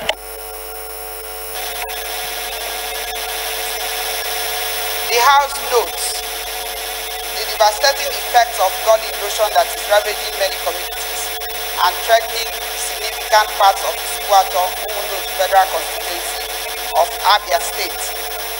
The House also notes that the gully erosion is adversely affecting the social and economic activities in the area, and also the environmental stability of fertile land needed for agriculture, housing, and other human activities. The House is concerned that the land degradation, which has been a yearly occurrence within the area, is now increasing at a fast rate, as it is washing away access roads, drainage systems, and other infrastructure which may lead to extinction. The House observes that the communities and areas most adversely affected by the environmental problem include Umbelu Uneku, Abo Uneku, Ami Yiru and Ami Ibo communities, Otampa, Umuokobue, Rural extension near Mpong Filling Station, cutting off Abia State University into Ahaba Road. Oyuye near Amuta Otampa Junction, Ami Yobilohia, Uguaba, Amoku, Umudim, Umuada, Uhodu, Amuda, Mbala, Umuadu, Obinolu, Eziamugu, Achara, etc. The House resolves to urge the Federal Ministry of Environment and Ecological Fund Office to mobilize to the areas, conduct surveys, and ascertain the degree of damage caused by the gully erosion over time, and take immediate remedial action. Also urge the National Emergency Management Agency, NEMA, as a matter of urgency, mobilize and deploy relief materials to the persons affected by the natural disaster. We have also mandated the Committees on Environment and Habitat and Appropriation to include funds in the 2019 budget proposal for erosion control projects in the Isukwetu Federal Constituency of Abia State. I move, Mr. Speaker. Any seconder, Honorable Aminu Shehu Shagari. Thank you very much, Mr. Speaker. Aminu Shehu Shagari, I represent Yabo Shagari constituency in Sokoto State. I rise to second the motion heavily moved by my sister, Honorable Nkiruka Oyezucha. I so second. Honorable Chinda, I don't know if it can be done, but try your luck. Mr. Speaker, my dear colleagues, thank you. I have an amendment. Rather than repeat the motions, and since we have the same issue and it's infrastructure related and we cannot debate it, I have also consulted my colleague, the mover of the motion. So I seek to amend the prayers 1 and 3 to accommodate my constituency for prayer 1 to read as follows. Urge the Federal Ministry of Environment and Ecological Fund Office to mobilize to the areas mentioned, including Elele Wawoji and Eka Rumokrosi in River State, and also amend prayer 3 by adding at the end of the prayer and Obiakpo Federal Constituency of River State. I so move. Seconder, Honorable Gololo. Thank you, Mr. Speaker. Mohamed Gagwa Gololo, representing the good and amiable people of Gama and from Bauchi State. I rise to second the motion ably moved by Q and amended by Honorable Jimmy. Thank you. Those in favor of the amendment say aye. Those against it say nay. Ayes have it. Those in favor of the motion as amended say aye. Those against it say nay. Ayes have it.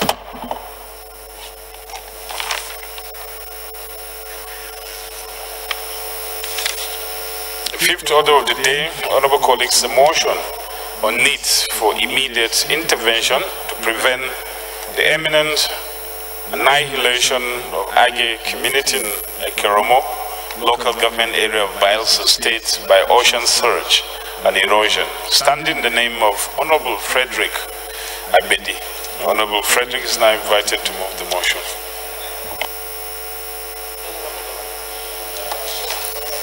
Thank you, Right Honorable Speaker, honorable colleagues. Agbedi Yejemna Frederick is my name. I represent Sagbama Kremo Federal Constituency. I am from Bayelsa State, Mr. Speaker, honorable colleagues. Need for immediate intervention to prevent the imminent inhalation of a gay community in the Kremo local government area of Bayelsa State by ocean surge and erosion. The House notes that Agri community in the Kremon local government area of Bayelsa State is an ancient community situated at the tip of the Remus River estuary, opening into the Atlantic Ocean. Further notes that the community has had some manageable level of tidal impact leading to slight erosion in the past. The situation has gravely worsened recently as the original community and two-thirds of the interland new settlements created by the inhabitants through dredging and reclamation have been lost to ocean surge and erosion. Concerned that many of the inhabitants of the community have relocated to nearby communities or fishing settlements, consequently compromising their livelihood and even the education of their children, as some of such settlements have no schools. Worried that the aged who cannot move and have resolved to stay behind are living in fear of not knowing if the next surge will claim their houses or lives. Cognizant that the situation in the community is precarious and needs immediate intervention of the government and all relevant agencies before the community is annihilated, resolves to one, urge the National Emergency Management Agency, NEMA, the Ecological Fund Office, the Niger Delta Development Commission entities, and the Federal Ministries of Environment and Power, Works and Housing to immediately dispatch a team of experts to a gay community to study, evaluate, and develop an immediate emergency remediation plan, and to maintain a permanent presence in the community until the environmental danger is curtailed or, where possible, resettle the people in a new location. 2. Mandate the Committee on Emergency and Disaster Preparedness to ensure compliance. I so move, Mr. Speaker, honorable colleagues.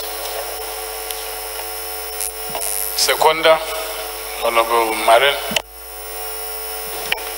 Thank you, Mr. Speaker, my dear colleagues. Engineer Solomon Marin is my name, and I represent the good people of Manguba Federal Constituency. Mr. Speaker, I'm from the home of peace and tourism, Plateau State. I rise to second the motion heavily moved by my colleague, Honorable Frederick. I so second, Mr. Speaker. Thank you.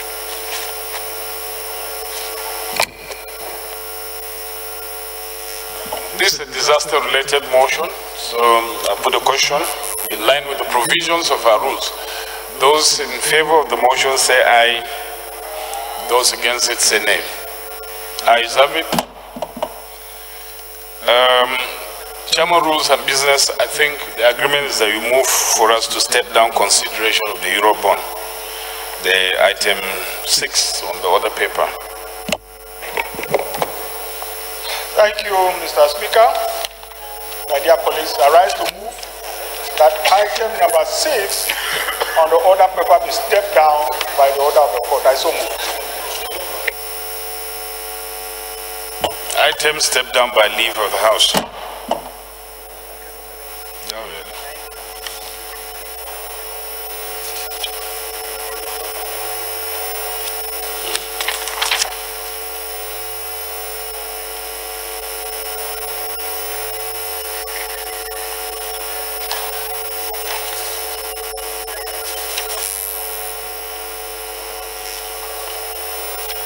So what?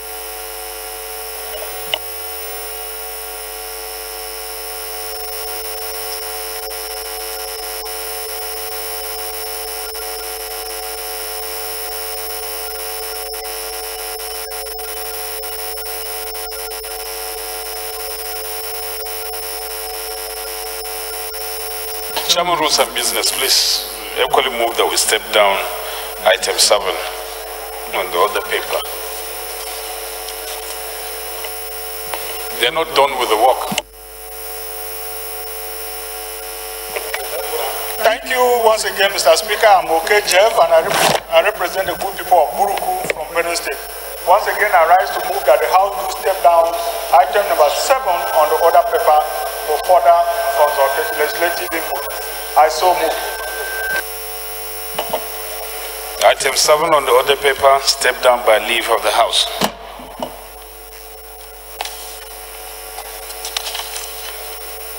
So it appears we are done with the businesses of the day.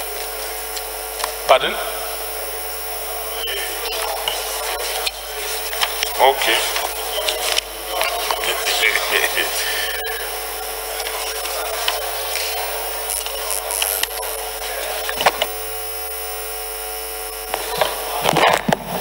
Mr. Speaker, respected colleagues, I start to move the motion that the House will dissolve to the Committee of the Whole to consider the report. Leader, we are not there yet now. I haven't even seen the item 8. Okay. I've seen 7. We have stepped it down. Okay, I've seen 8 now. I've seen 8.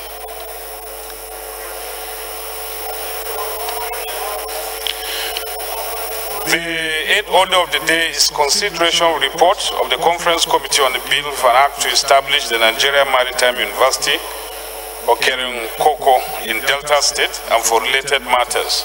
Honorable members will recall that on Thursday, 3rd May, the House by resolution recommitted clauses 4 of the bill to the Committee of the Whole for reconsideration. Honorable Osai will move for the consideration of the report.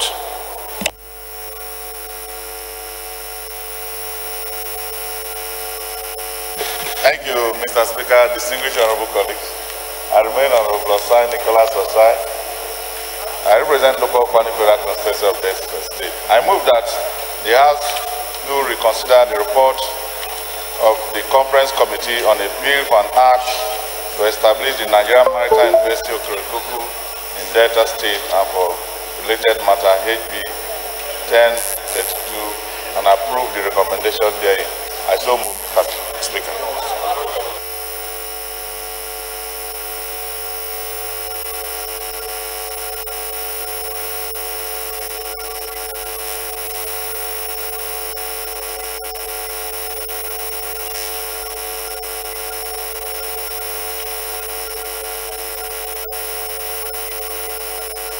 Honorable Gololo. Thank you, Mr. Speaker. Mohamed Garba Gololo, representing the good and amiable people of Gama from Bauchi. I rise to second the motion ably moved by Honorable Osai. I so second. Thank you. Those in favor of the motion say aye. Those against it say nay. Ayes have it. We take this announcement before we resolve into Committee of the Whole. Notice of defection. I write most respectfully to inform you and indeed the leadership of this Honorable House to take notice that effective from the date above, I have resigned my membership of the People's Democratic Party, PDP. I wish therefore to by this letter convey my membership of the United Progressive Party, UPP, and to be accorded all rights and privileges emanating therefrom.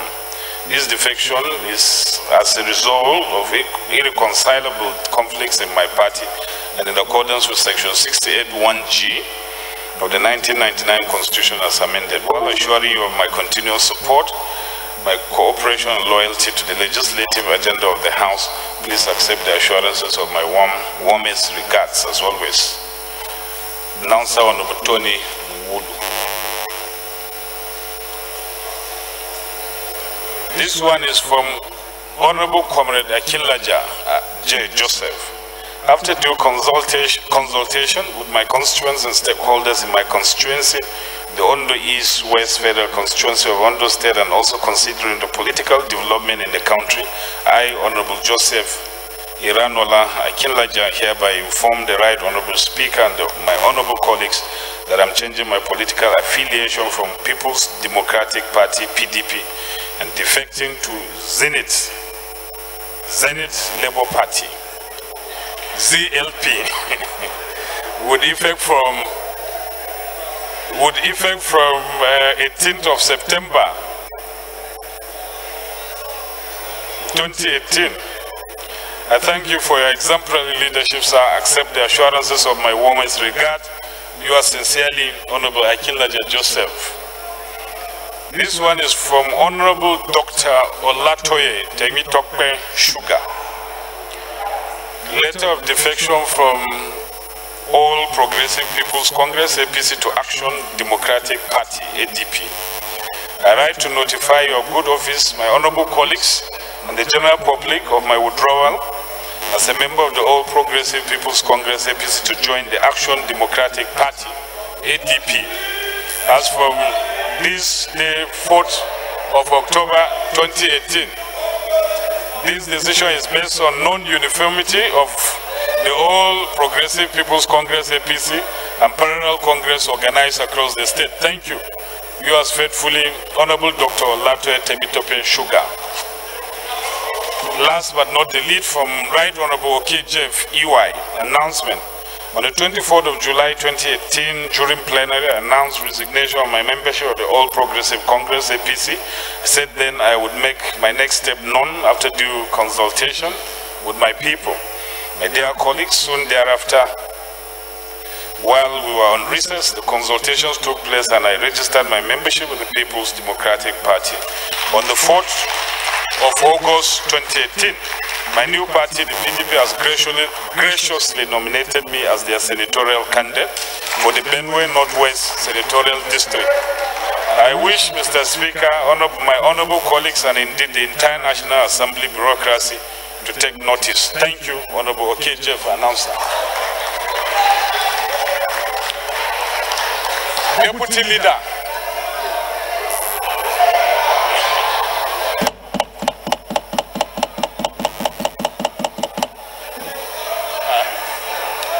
Why are you not congratulating others?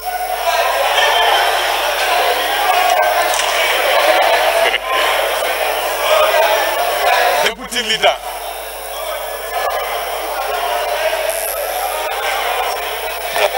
After consultations, I will make my own position known to Deputy Leader.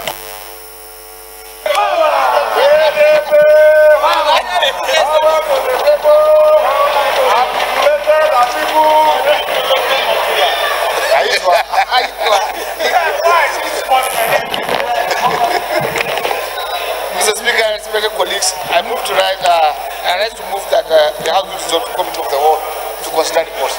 I so move. Rules and business. Thank you, Mr. Speaker. I rise to second the motion as ably moved by the Leader of the House. I so second. Those in favor of the motion say aye. Those against it say nay. Ayes have it. House hereby resolved into Committee of the Whole.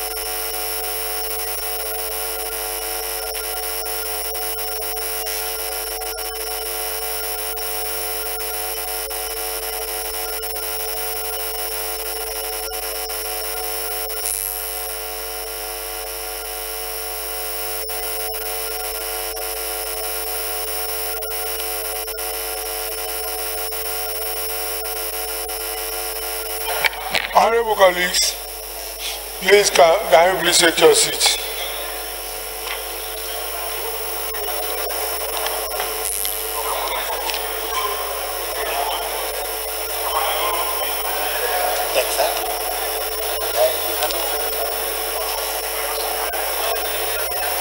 Honorable colleagues, the only report to be considered here is the report of a conference committee on a bill for an act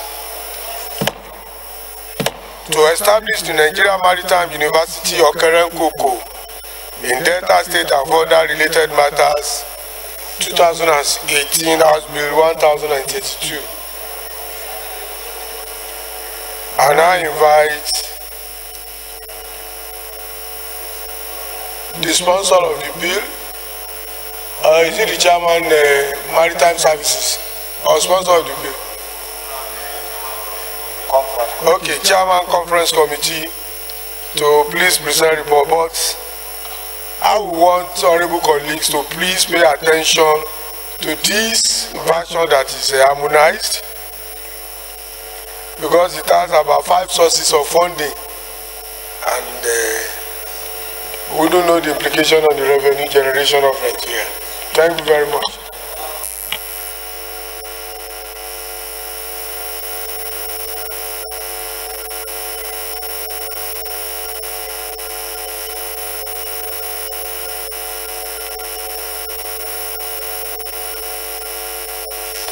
Speak to the report.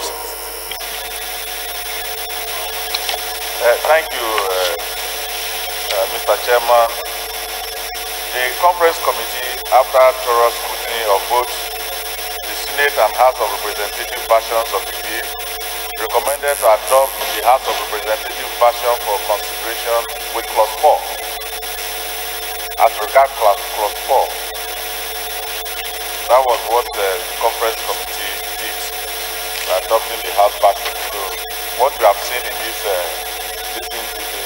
House version that was adopted, and the Senate has already passed their own version to the conference committee, because we communicated to them after the conference committee. This is the report of the conference committee, and which is the grey area after passing, that the Senate agreed to adopt the House version, and that's what we have done. Thank you. I throw the floor open to members. This is a university that is about to be established. I want us to know the difference between this university and other universities. And if it's not going to be classified as a university under the Nigerian National University Commission, with about 5 sources of funding. So I think we have to be, I don't know, let me start from here.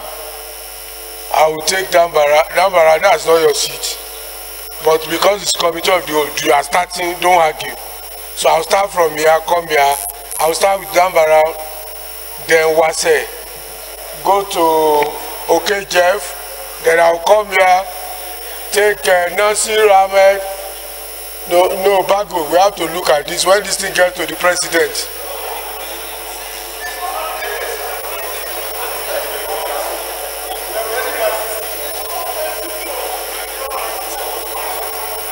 Okay, Jeff. Thank you, Mr. Chairman, my dear colleagues. I think we have a procedure in this house. Now we passed this. This is the version that the House passed. Apparently, the Senate did not have anything under this class. We went for a conference committee and they agreed with the House version. So I don't see why we should come and start to debate what we have already passed, especially as the Senate agreed and they have already passed. Now if we disagree with this, it means that we will do another conference committee again. And that is not the style that we are used to. Your argument is right, but please just relax. You'll be given the opportunity. I know what you are saying. The procedure is right.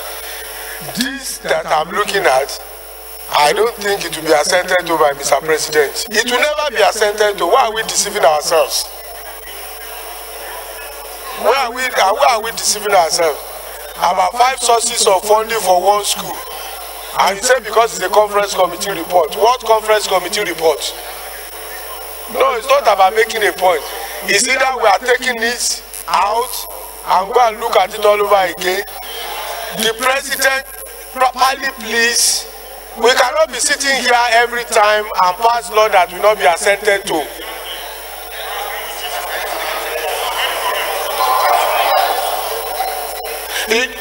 We can anticipate based on pattern. Based on pattern. No, but your bago. Just take your seat first. Your side. Thank you, sir. Before we even went to the conference committee, we got a report from the presidency that we removed LNG. We quietly removed. So we're equally in contact with the presidency when we're doing this law. We did it. I'm coming. Listen now. Listen to me. We went to. You see, this is a different kind of university. We went. See, this house was represented in Turkey. Was represented also in Cyprus when we visited many of the universities that are marine universities. We also visited Egypt on this matter with NIMASA. Having concluded this report, NIMASA submitted their report on issues of this university to the presidency. And when we were discussing it, the only thing they kicked against was the LNG which we put in, and I should be deleted. That made us go to the conference committee with the Senate. And having removed it, even the president of the Senate make sure that that LNG issue was deleted. And that was what was done. So for me to say the presidency will not sign it, it will be strange.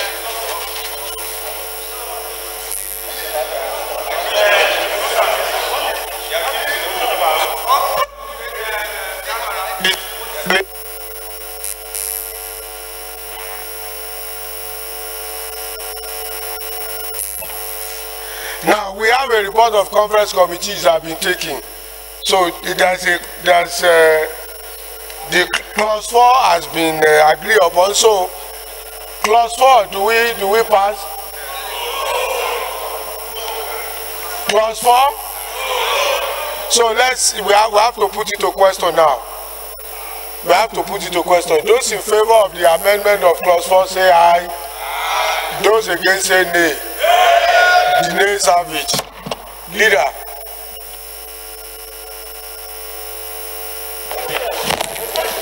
Mr. Chairman, respected colleagues, I move that the House will back to promote progress. I so move.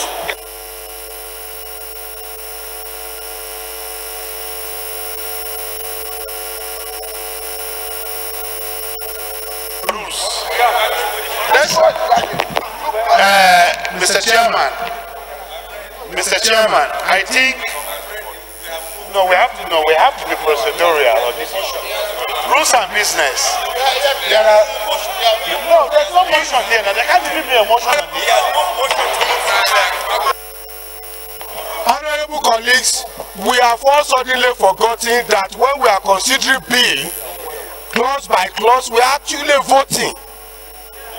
You have suddenly forgotten that. When we are considering bill clause by, please listen first. People are talking about procedure. Please listen first. Listen first. When you are considering clause by clause of a bill, we are actually voting. And so when you come with a conference committee report, we still go to vote. How does the House achieve resolution? Is it not by voting? So we have just conducted voting. So leader, we have resolved on this. Bago, you, what rule now?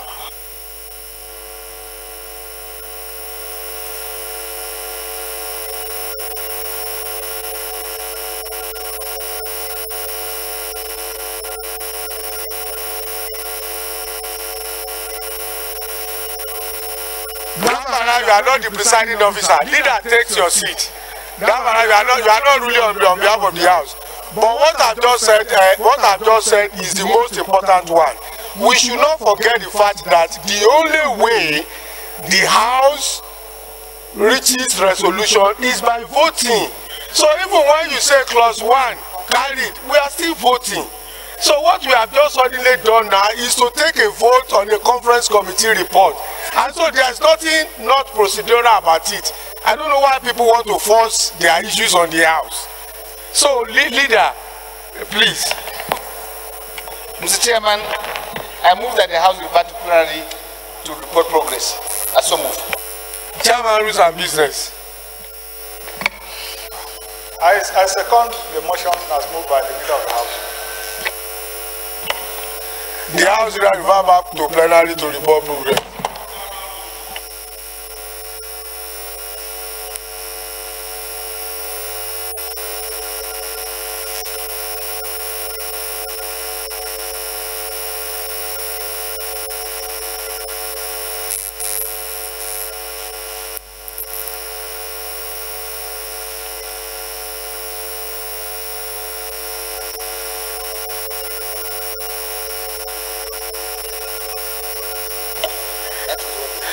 So, honorable colleagues, the House in the Committee of the Whole considered the report of the Conference Committee on a bill for an act to establish the Nigeria Maritime University of Kerenkoko in Delta State and for related matters and reject the report of the committee. It's not the bill, it's the report of the committee that is rejected.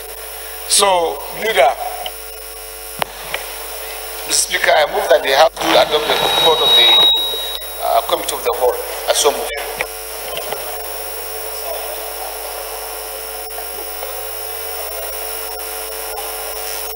Chairman, rules and business.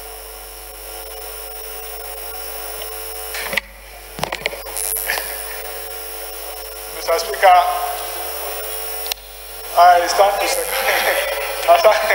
I stand to second. But I'm just wondering what happened next. Okay, I stand to second the motion as moved by the leader of the House. Now, before I rule, what will happen next is you can still take that item back to conference committee and represent. That is what will happen next. You go back, they go back there and do another meeting. So, those in favor of the motion say aye. Those against say nay. The ayes have it. Leader. Mr. Speaker, I move that this House adjourn to Tuesday, 23rd of October, 11 a.m. I so move.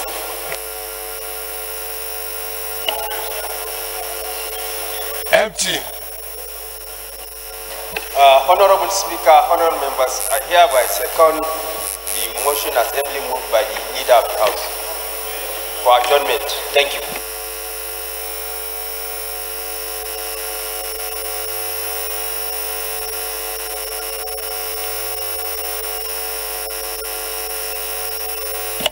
The House stands adjourned till Tuesday, 23rd of October, 2018, 11 a.m.